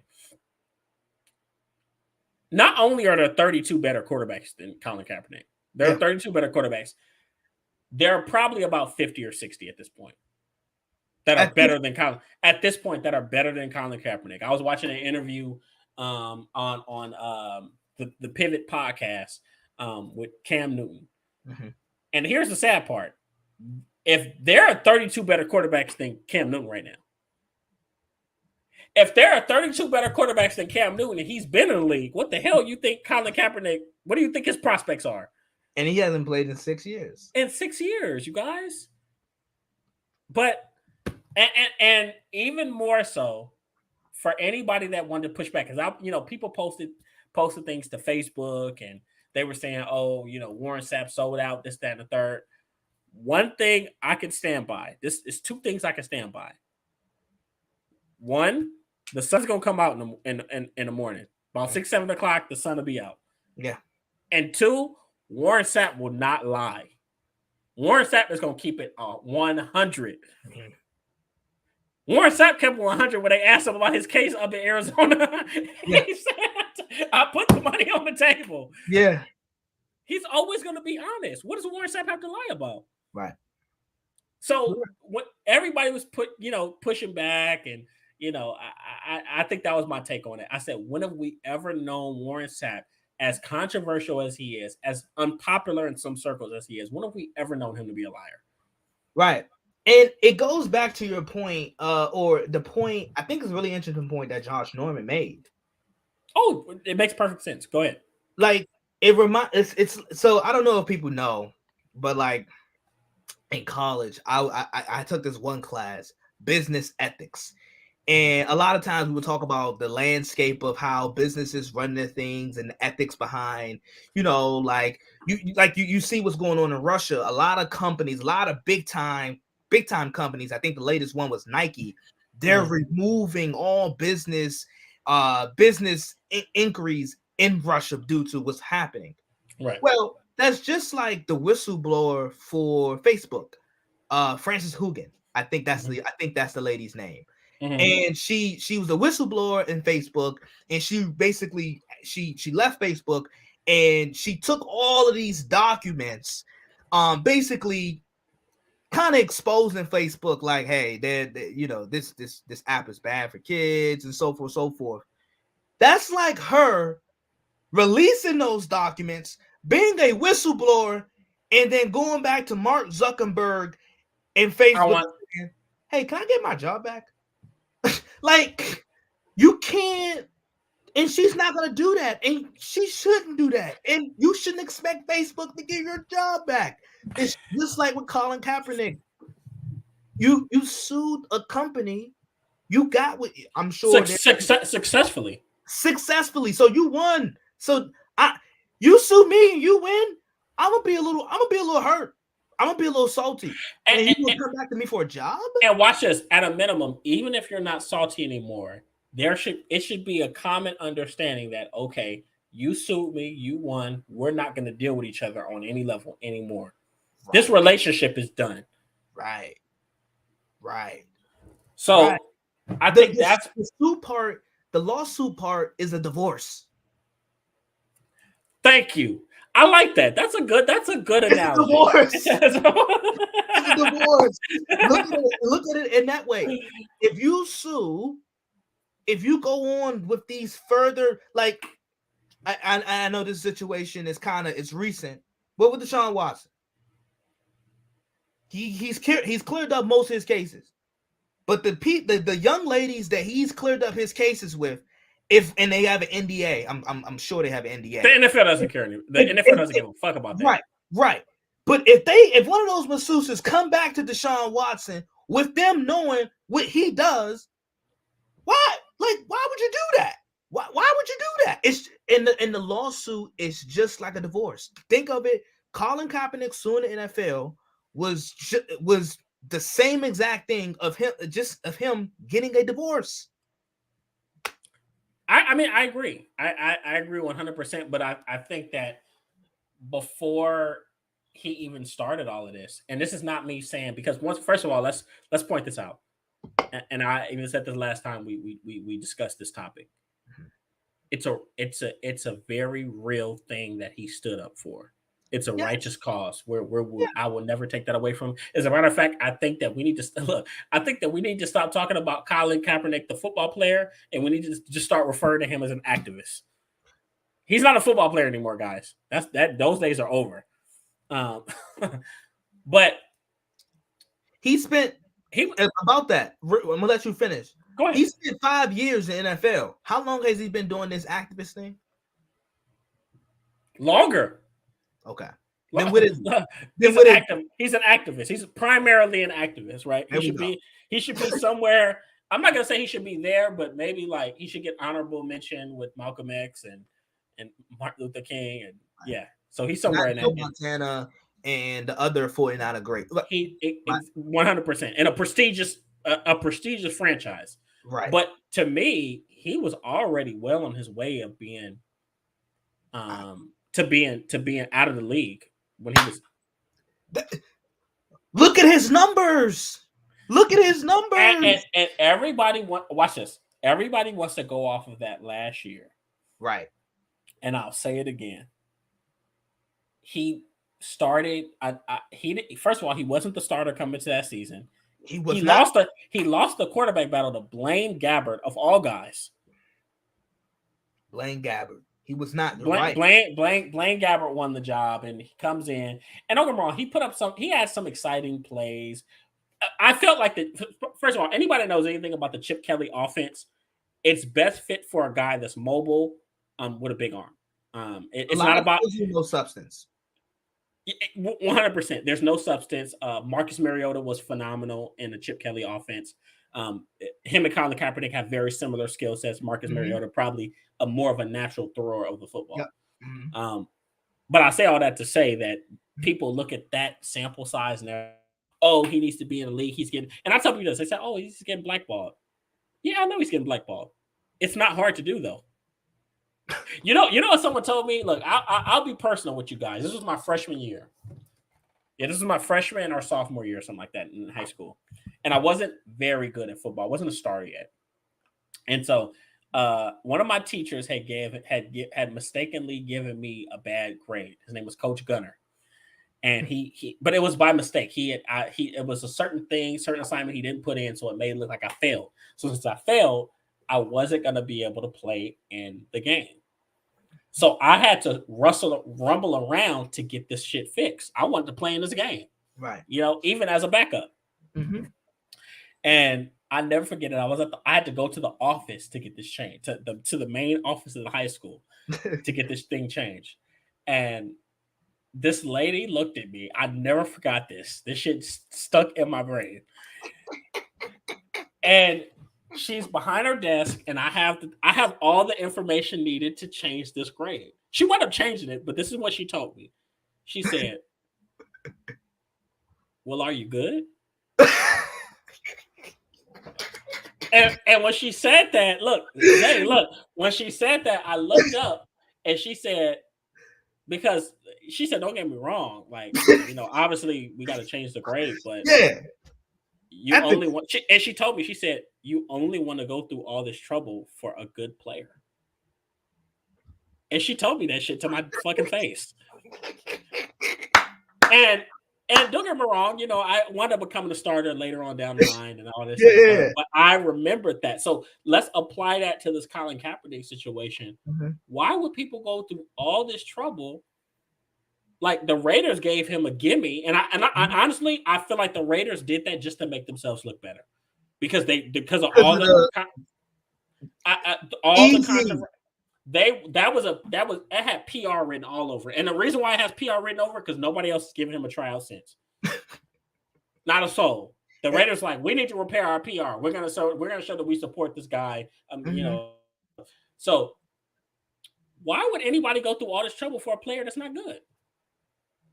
Right. And this thing, I say it all the time. And I think this player is great, but I think he comes with a lot of baggage. Who's that? Aaron Rodgers. He comes with so much damn baggage. And I think I have my thoughts about him personally and how I think he acts. And I've never met the guy. If I do get to meet him, I'll be blunt with him and be honest. I think he's a talented football player, but I think as a person, I think he has some character flaws. But you know why Green Bay continues to go through all the teeth pulling they have to go through with this guy? Because at the end of the day, he's damn it good. He's great. He's like, great. He's damn it. He's great. Look, this is what I say all the time. And it's proof. It stands true in all sports, especially in football, because they have a shorter lifespan. If you want to be controversial and still play, you have to be great. Think about Richard Sherman. Mm-hmm. People fucking hated him.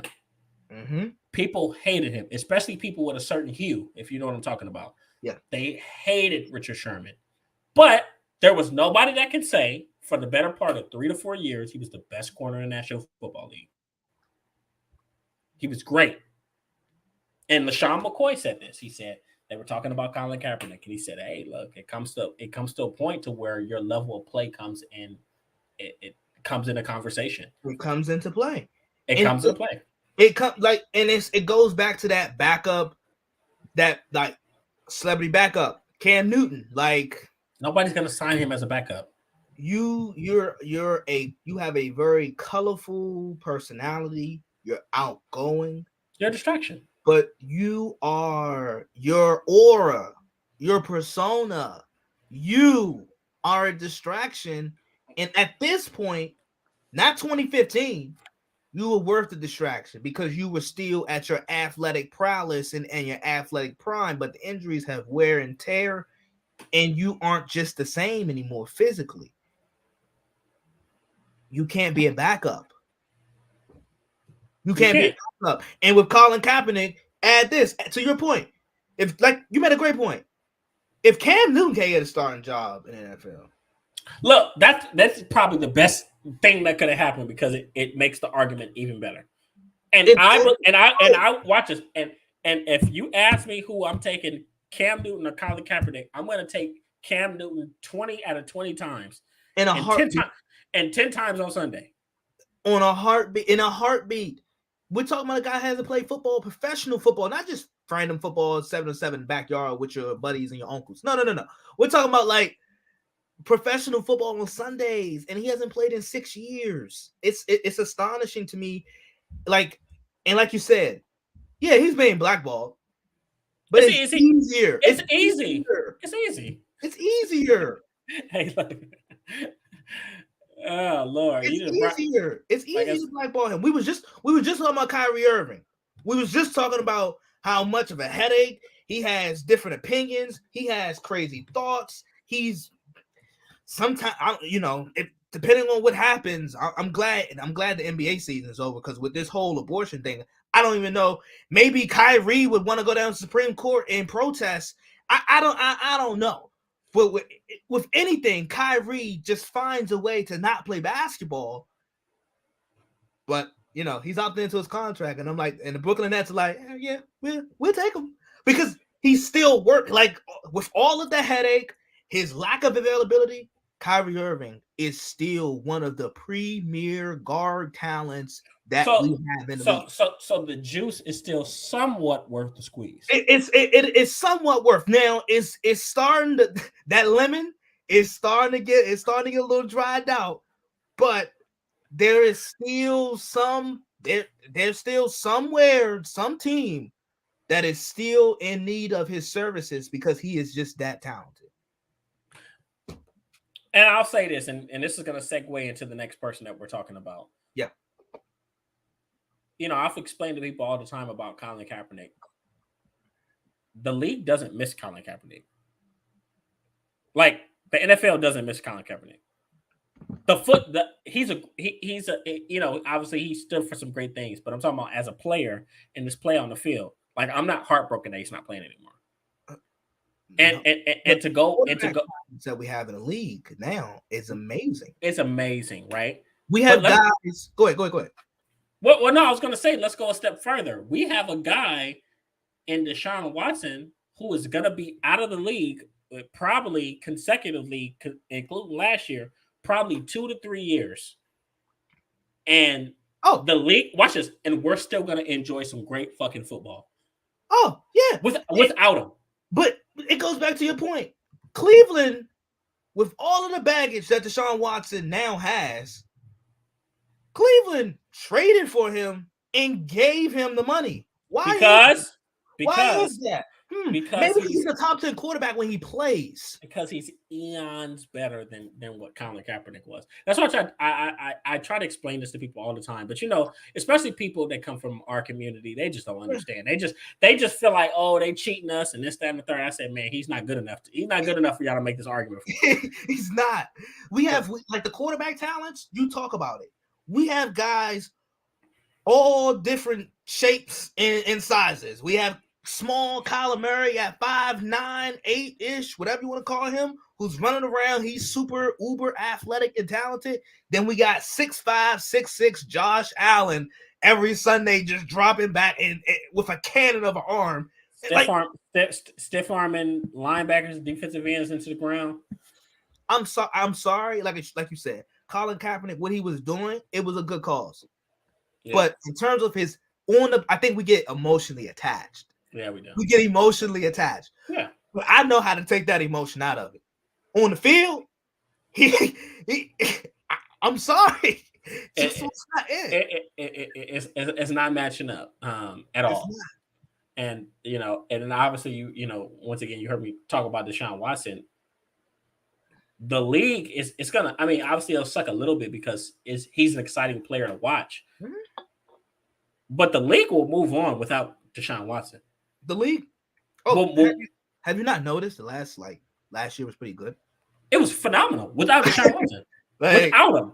So go ahead. I was gonna say also, and speaking of and this guy, I think this guy can still play, but at the rate that receivers, we see every draft class. I can remember, I think for the last like 3-4 years, we always say about the wide receiver draft class. Oh, this is a great draft class. Right? We said every fucking year. We've been saying that for the past 3 to 4 years because the wide receiver talent in today's game, you can get a good wide receiver late in the first round, late in the second round, late in the third round, the second day of the draft.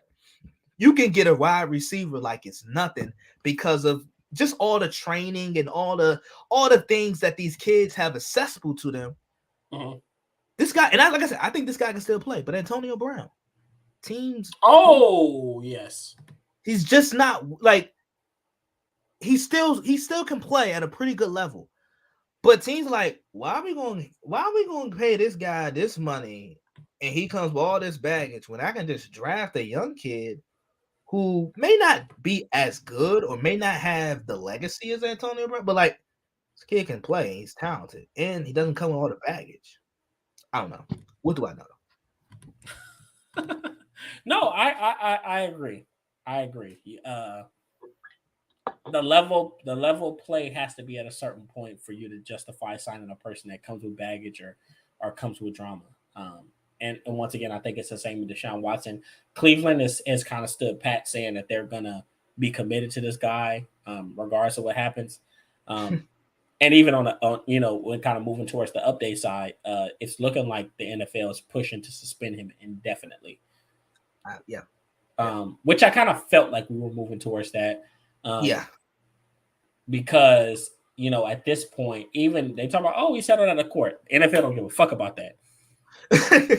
They don't give a fuck about you being guilty, or they don't care. It's how it makes them look, and it makes them look bad. And right now they're on the clock. Watch this.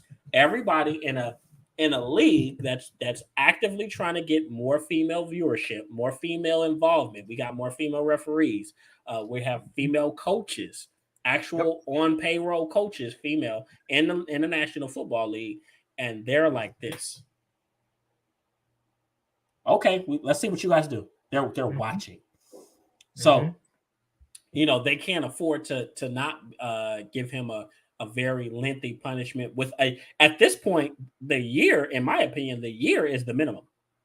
That's if he gets a year, that if Deshaun Watson gets a year, this is the equivalent of a year. No. That's a no. Stop. For him. Wow. Okay. If he gets a year, that's a slap on the hand. That's the best case scenario for him. You think that's the best case? Okay. That's the best case scenario. He's a couple weeks ago, I thought the best case scenario for Deshaun Watson, 6 to 8 games. Fuck. But at this point, with the staggering numbers of females, and also I'm not trying to take anything away from Deshaun Watson, but also the Houston Texans, they're gonna receive some punishment, some type of punishment too, with their accessory to crime, or whatever. But a couple weeks ago, I thought 6 to 8 games. I thought 6 to 8 games like the best case scenario. But it definitely seems like a year is indefinite, and it seems right. I thought last year Deshaun Watson, with him wanting out of Houston and him not playing, it kind of gave the NFL some leeway and kind of like a break. Not happening to make that decision. But now you have to make that decision. And for Cleveland, you look at how they configured the contract and the salary numbers. It's kind of crazy how they did it. Because they did it in expectation or a scenario like this where he may not be able to play for a whole year, so his salary number isn't as high. It's a low salary number, so it's not as punitive as it would be. So I think getting closer, because it seems like we're getting closer and closer, I hope, to the end of this whole Deshaun Watson thing. Well, the hearing is on Tuesday. So we're getting closer. The hearing's tomorrow. Yeah, the hearing it starts tomorrow, so it's here. So we're gonna find out pretty soon what his punishment is. But Yeah. from my understanding, the NFL is not gonna take this lightly. As they should, because it's gonna. One, because it's a serious issue, but two, it they have so many and the PR is so bad. The PR, the PR is bad, and anybody, and I said this last time to Swan. If you thought Ezekiel Elliott got in trouble for one female, right, which he didn't get charged guilty, and he didn't get charged at all, right? If you thought he got, and they hunted him down for them 6 games. They was on his ass. They was on his ass about them 6 games. They was. What you think they gonna do to Deshaun Watson for 24? Oh, and to me, when you have to settle out of court, that remember, watch this. This is the funny part. This is how much things have come full circle. Remember, mid-season last year, Miami had the Deshaun Watson trade all but finished. All but finished, yes. But remember, one of the ramifications or one of the terms of Miami ownership was for this trade to go through, he needed to settle all of his cases out of court. And Deshaun Watson said he didn't want to do that because it made him look guilty. And now he just settled 20 of 24 cases out of court. Yep. Because and if you want to ask me, like, the league probably is like, hey, come on, like, let's let's speed this process up. Let's just speed this process up. And dating back to last year, and now following the contract that Cleveland gave him, like, how these big money corporations where, like, they get sued, and sometimes they take the plaintiff, they draw out these lawsuits so long, where life just continues and so much just happens, and these big money corporations take you so far out to the sea where you just can't afford it anymore. And it's like, whatever, just give me the money, just give me what you can get. And then I feel like that's what I felt like Deshaun Watson, his team, was going to do at the end of the day. Like, Deshaun Watson has the capital and the means to drag this thing out as long as possible for these women and for the victims to be like, you know what, so much has happened, life has continued, life ain't stopping for us, just give us what we need, and we're gonna go about our business, and sign some NDAs and give us our business, because he has so much capital where he can drag that bad boy out, and it just be a waiting game. Right. I mean, and I agree. I think that this is definitely this is a patch job. I think he realized how bad things were getting. His camp realized how bad things were getting. So obviously they hit the panic button and they went ahead and settled all most of them bad boys out of court. But once again, the National Football League they're not concerned with that. They said it holds no. And it's funny because we keep bringing up, what they when they were looking at how is he going to be punished. Everybody keeps talking about the Trevor Bauer situation. Yep. And Deshaun Watson's camp is like, this doesn't have anything to do with Trevor Bauer. Well, the truth is this is leagues look at they make comparisons, and they look at, when it comes to punishing and things of that nature, they look at other leagues. These guys have relationships. Yeah. And he got a 2-year ban? Yeah. I mean, did you think? And his was about what? Was it 2 to 3 females? Yes, but he had some serious stuff. It was. And I'm not saying this. I'm not saying I'm not saying his case wasn't serious, but like a lot of his stuff is like sexual harassment. Yeah. Not necessarily like rape. This is like his stuff was like more so sexual harassment, and some of the details of the story, it's very weird. But no, like Trevor Bauer had he literally had beat the shit out of some women. So right. So it's a no. It looks bad. No, but I'll say all that to say that any type of violence or any type of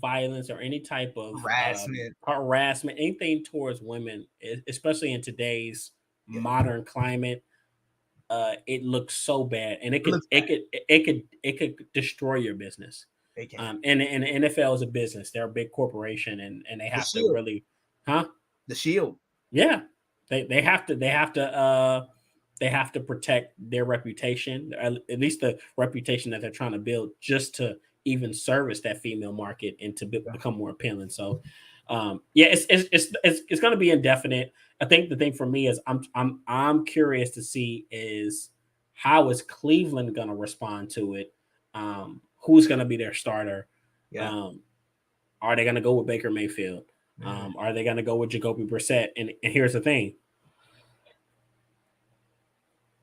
Are you willing to, for the next 2 years, to just be terrible and waste the talent that you actively have on roster? Right. Because you have talent, you have some talent. Yeah, there's something there. Yeah, there's something there. You still have to add some more things, I think, receiving wise, but are you willing to wait this thing out and say, okay, he's going to be back in a year? Because I don't have faith that he's just going to be back in a year. I think it's probably going to be 2 years. Nick Chubb has issues staying healthy as is. Right. In 2 years, you think he's going to be the same Nick Chubb? Yeah. You think Amari Cooper would be 2 years older? He already has injury issues. He's a good receiver. Yeah. Is Myles Garrett? I mean, Myles Garrett's still in the league. This is the question you have to ask. What is this roster going to look like by the time Deshaun Watson gets back? Mm-hmm. Right, if he ever makes it back, right, and I have to be realistic about that because not everybody can leave the game for an extended amount of time and come back and everything be all hunky dory.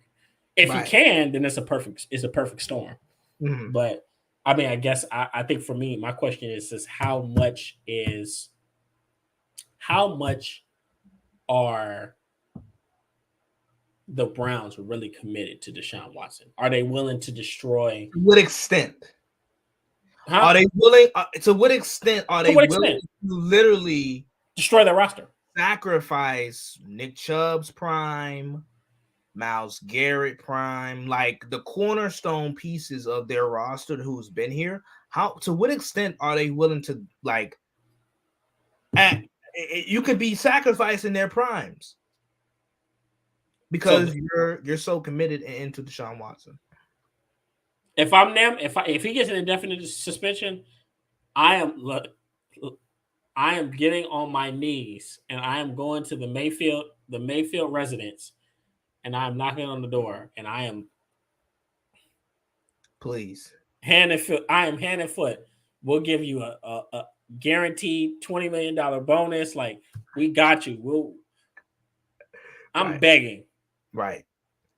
Because at least with Baker, you can win. You competent. You're competent. Not perfect, because people know how I feel about Baker, but you're competent. Well, they need somebody. You know what? Let me stop. Jacoby Brissett is not terrible, but I can honestly say that I don't think that Jacoby Brissett right now. I can say that Baker is more accomplished than Jacoby Brissett is. As crazy as it sounds. Yep. Right. Yep. So they have to take a long, hard look at what they want to do. And I guess we'll see what happens in the coming days, but it's going to be definitely going to be an interesting turn of events. Yeah. But I do want to end on this because I feel like we got to touch on it. Mm-hmm. You got this prima donna, which is crazy saying this word and Pittsburgh in the same sense, but you got this prima donna for the Pittsburgh Steelers, named Chase Claypool, who recently he was on, if I'm not mistaken, he was either on I Am Athlete or The Pivot, and he said that he feels like he's a top 3 receiver. I Am Athlete, which is obviously they got a similar format. Yeah, they got for correct reason. Yeah. So what are your thoughts? I mean, you gotta love the confidence, I guess. I feel like we say that too much. Well, okay. Well, here's the thing. I would say the same thing, though. I would compare it to like what Tyler Herro said last offseason. Which was?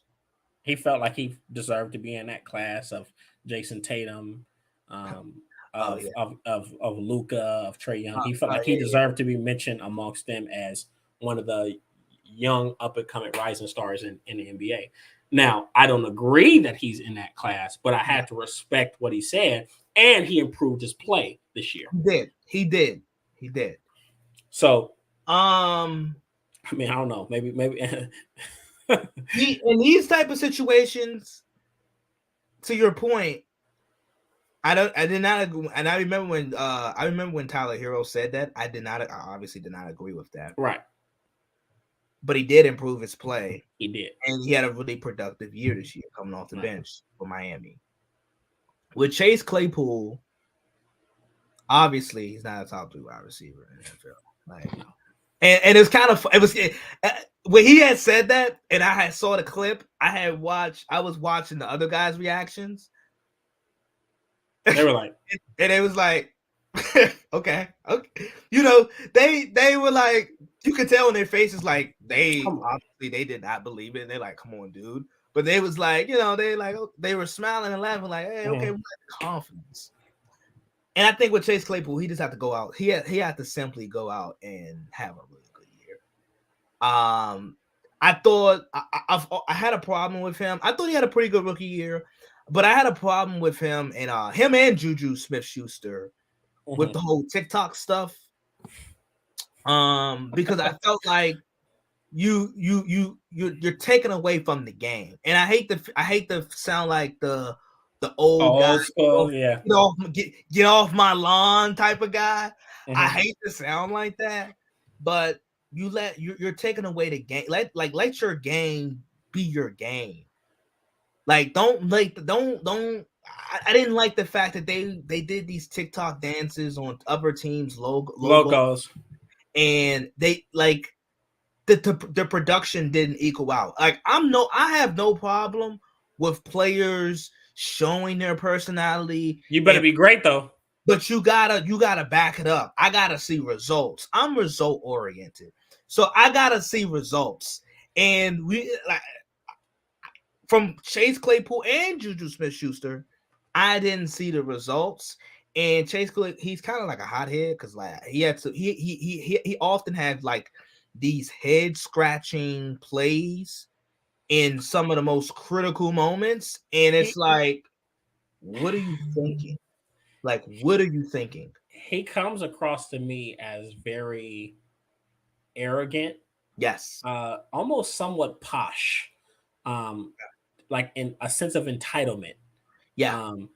Obviously he's a Canada guy that came to the National Football League, but I mean, you watch the way he talks, and you know, I mean, first of all, there's a certain like machismo, brashfulness. It's very brash. It's very it's a big turnoff. Like it is a huge turnoff. Like, you know, and he was mad. You know, I remember when Cleveland beat them in the playoffs, and you know, and as opposed to just saying like, hey, you know, they beat us fair and square.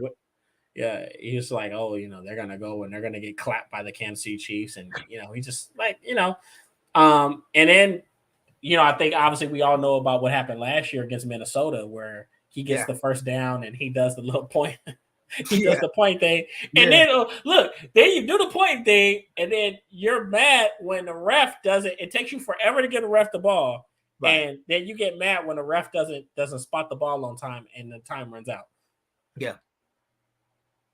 And then you get on in an interview afterwards and you deflect and you say, well, the referee was nowhere to be found. See, no. Hey, look, watch this.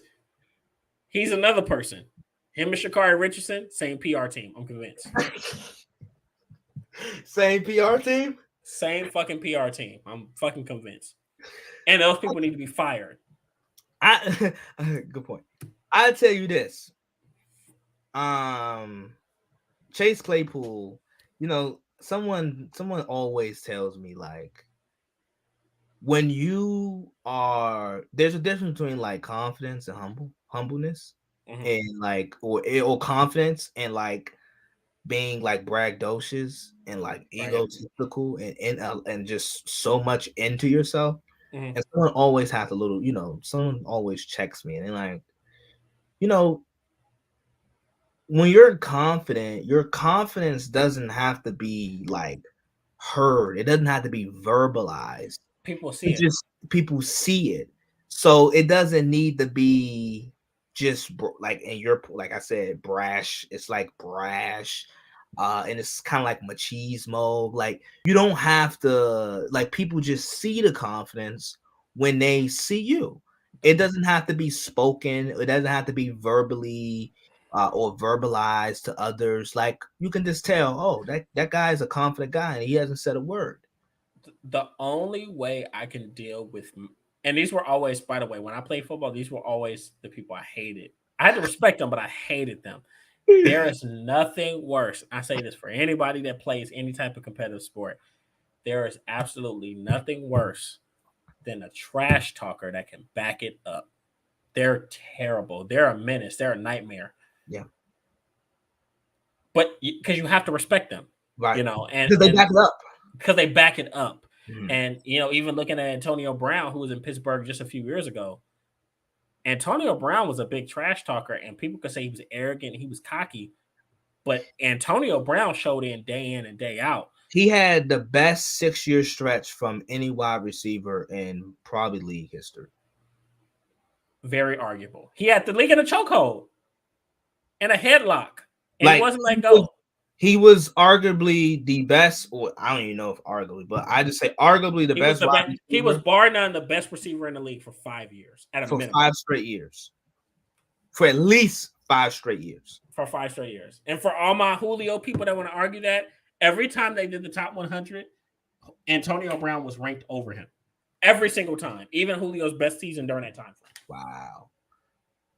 Wow. And this is a 5'10", 6th-round draft pick from Central Michigan. They made his way. But I kind of circling back to Chase Claypool, you can't be cocky and arrogant and not be good. Now on a lighter note, on a positive note, I think he does have the talent to be good. I think he can be a really good possession receiver. Do I think he'll ever be like a top 5, top 10 guy? No. No. But do I think he can be a fringe Pro Bowler, an annual 1,000-yard guy, possession receiver? I think he can be that. Yeah. Because obviously, what's the other kid they got out of Pittsburgh? Is Deontay Johnson. Deontay Johnson is settling. Is actually coming into his own to be a really good receiver. He's really good. He's nice. Nice. Which is funny because you don't hear from the kid. You don't hear from him. You don't hear from him. So you got a better. You talking all this trash. You got a better receiver on your roster. You in your receiver room, right? In the same room as you. Yeah. So, Chase Claypool, kind of arrogant. He has a lot of things he has to learn, but hopefully he can put it all together this year. I can deal with some trash talk as long as you produce.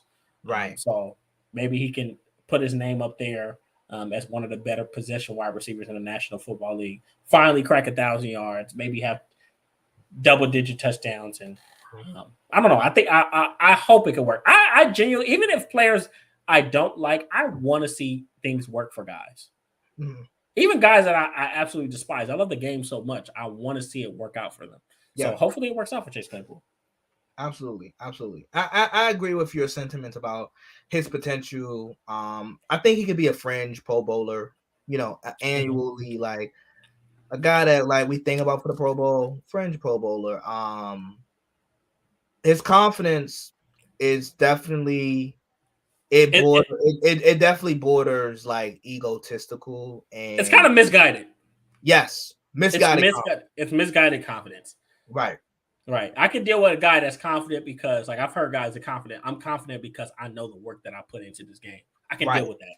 Right. Because that's the work you're putting. Right. He's like, I'm the best in the room. Nobody's touching me. But then he makes the most dumbest fucking plays ever. Right. So I think his ceiling is like a. I think you're right. I think you're right on. When you said fringe Pro Bowler, like that's what at his best. I think he's bigger, but think like an Alshon Jeffrey. His prime years in Chicago, and he's a one-time Pro Bowler. Yeah. But Alshon could play. Alshon can play. And here's the thing. I think Chase can play. Chase can play. Right. Chase can play. I think he just needs to shut the fuck up. He just needs to shut the hell up and then just, really work on his craft. But I still think he can be one of the more productive players in the National Football League. Yeah, he's a big guy. And the funny part is he's more athletic than Alshon is. Yep. He might be a little bit more athletic, So, a lot of good things going for him, But yeah, the comments definitely caught me off guard. But yeah. But that is pretty much it. We had some interesting, football topics. First of all, we can talk football all day. So the season is coming. The season is coming back. I say football. I think that there's no better time in America than football season. I think it brings people together. You look. Have you ever noticed this during football season? You don't hear about riots and all this crazy shit going on, and you're right. Like that shit happens in the off season or during basketball season. But during football season, all people are worried about is Monday night, Thursday night, Sunday, and Saturday. Oh, right, and Saturday. You're right. So and college football exactly. So football season has a way. There's a reason why football is America's most popular sport because it brings people together. I tell people this all the time. I could be at a football game sitting next to the founding member of the KKK, and we'll have the best time of our lives. Absolutely. That's football. I hold these moments dear. Like when I go to Cowboys, because I live in DC, right? Mm-hmm. So obviously the Cowboys come here once a year at least. And I always, me and my grandfather, we go down because he's a Washington fan, and we go down to FedEx, and we always go to the Cowboy games. And I tell you, first of all, it's like 60-40, 70-30 Cowboy fans. So like we're outnumbering the Washington fans, and I swear to God, all the time, like. There's probably a couple white dudes that's in my same sectional area. And like, I don't know where they come from. I don't know their background. But like at that point, for those 2.5, 3 hours of Cowboys versus Washington, like we are on the same side and we are dapping each other up, high-fiving each other. It's a great environment. Football is a phenomenal experience. And, I used to go, and I can't do it this year because that's just pure sinful. I used to do this when I was in the military. I used to go to Buffalo Wild Wings every Sunday. They had this $5 menu. Yeah. I'm 98% sure that I was a big reason why they discontinued that $5 menu. Because they had alcoholic beverages, they had all kind of food items for $5 at Buffalo Wild Wings. And I think they looked at this, they said, we cannot keep this shit up. And what I would do, I shit you not, I would go to Buffalo Wild Wings at 9 a.m., 8:30, 8:45, right when the first game started. And I would stay there all day until the end of the Sunday night game. And I would get drunk like 2 or 3 times. You get drunk and you sober up. That's what I did at Buffalo Wild Wings that year. That was the 2018 season. I never forget it. Wow. Really? And that was phenomenal. I enjoyed it, But I say all that to say, more than the drinking, more than the eating, what I enjoyed most was meeting and connecting with other people. And I never forget it when Washington beat, everybody knows I'm a Dallas fan. Yeah. Washington beat Dallas the first time Dallas played them. It was, I think it was here. It was there. It was there. Yeah. It was there. And Washington beat Dallas. Yeah. And I never forget it was this Washington fan. It was a older couple. Yeah. And Washington beat us, and the lady tried to give me oh, good game. And I was like, man, get that shit up out of here. And I was really mad. But then I came to my senses and I went back and I said, I felt bad. And I said, yeah, I know I was mad. She was like, oh, it's okay, honey. She gave me a hug. And, we just I bought them drinks and stuff like that. But that is the type of camaraderie and love that football inspires. So I'm looking forward towards college football and NFL football coming back into the fold. Basketball's over. Sorry, guys. Sorry, NBA fans. It was fun while it lasted. But now it's time to get, we're about 90 days away from getting back to America's favorite sport. So it's definitely gonna get interesting. But Absolutely. yeah. But it's been a great episode, Zay. Thanks for coming on and chopping it up. We definitely, we had some fun tonight. For sure, absolutely. I enjoyed the topics. The topics I felt like was right on time. Mm-hmm. So yeah, I definitely enjoyed it tonight. Obviously, no problem coming in, as I always do, whatever, and coming in, filling in, and just talking sports. Don't mind it. Always, we do this in our sleep. We do it for free. Why we not? Right. So, but yeah, man. So for hope everybody enjoyed the show tonight. Obviously we're on every Monday. Make sure you guys tune in for the Isaiah Kit podcast. Isaiah, do you have another episode coming out? Yeah, I will have an episode coming out this Wednesday. Obviously diving and digging into NBA free agency, literally right around the corner. So I will definitely be uploading and dropping an episode. Like I said, like you said, Kenny, the Isaiah Kid, tune into the Isaiah Kid podcast. You can find it on literally any platform that you use to listen to any other podcast that you use to listen to. You can find my podcast there. I drop weekly. I try to drop 2 episodes a week, but if not 2, it's indefinitely 1. So tune in. Okay, the Isaiah Kit podcast, and then also every Saturday we have Rooted in the Sports Community.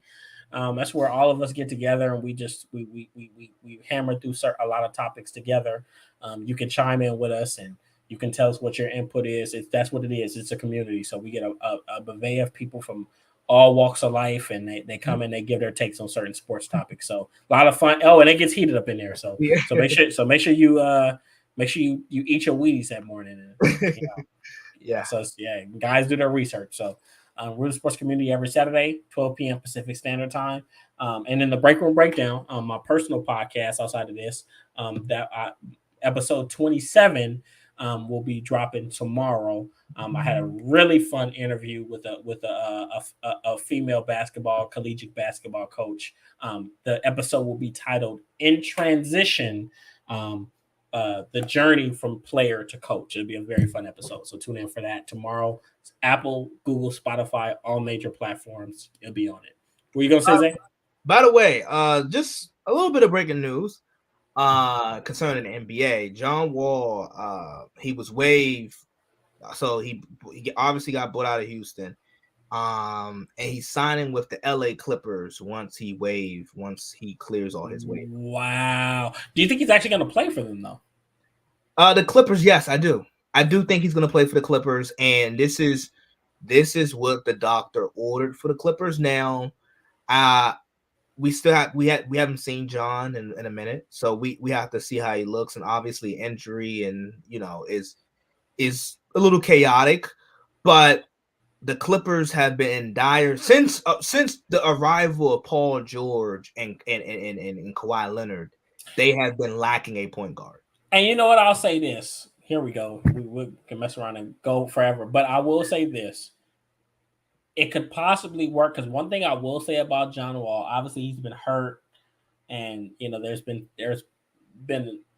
a lot of stuff happen behind the scenes. One thing I will say is when he first got to Houston, he really bought in to the rebuild.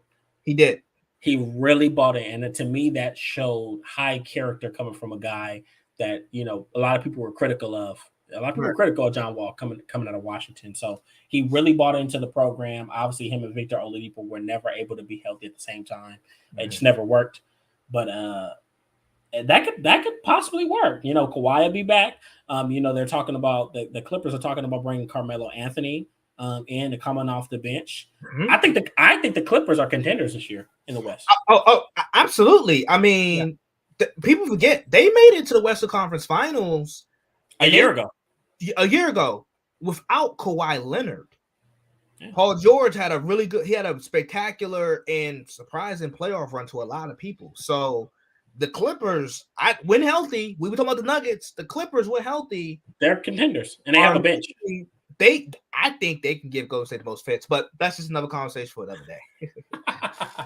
Yeah, no, most definitely. So, wow, that's exciting news. I'm glad he went ahead and told me that. I wouldn't have even know it. I would have checked it out and seen it later. But yeah, but that's what we got going on. Check out the Isaiah Kit podcast. Always interesting. Check out the Break Room Breakdown. Rooted in sports community. Come and chop it up with us on Saturdays.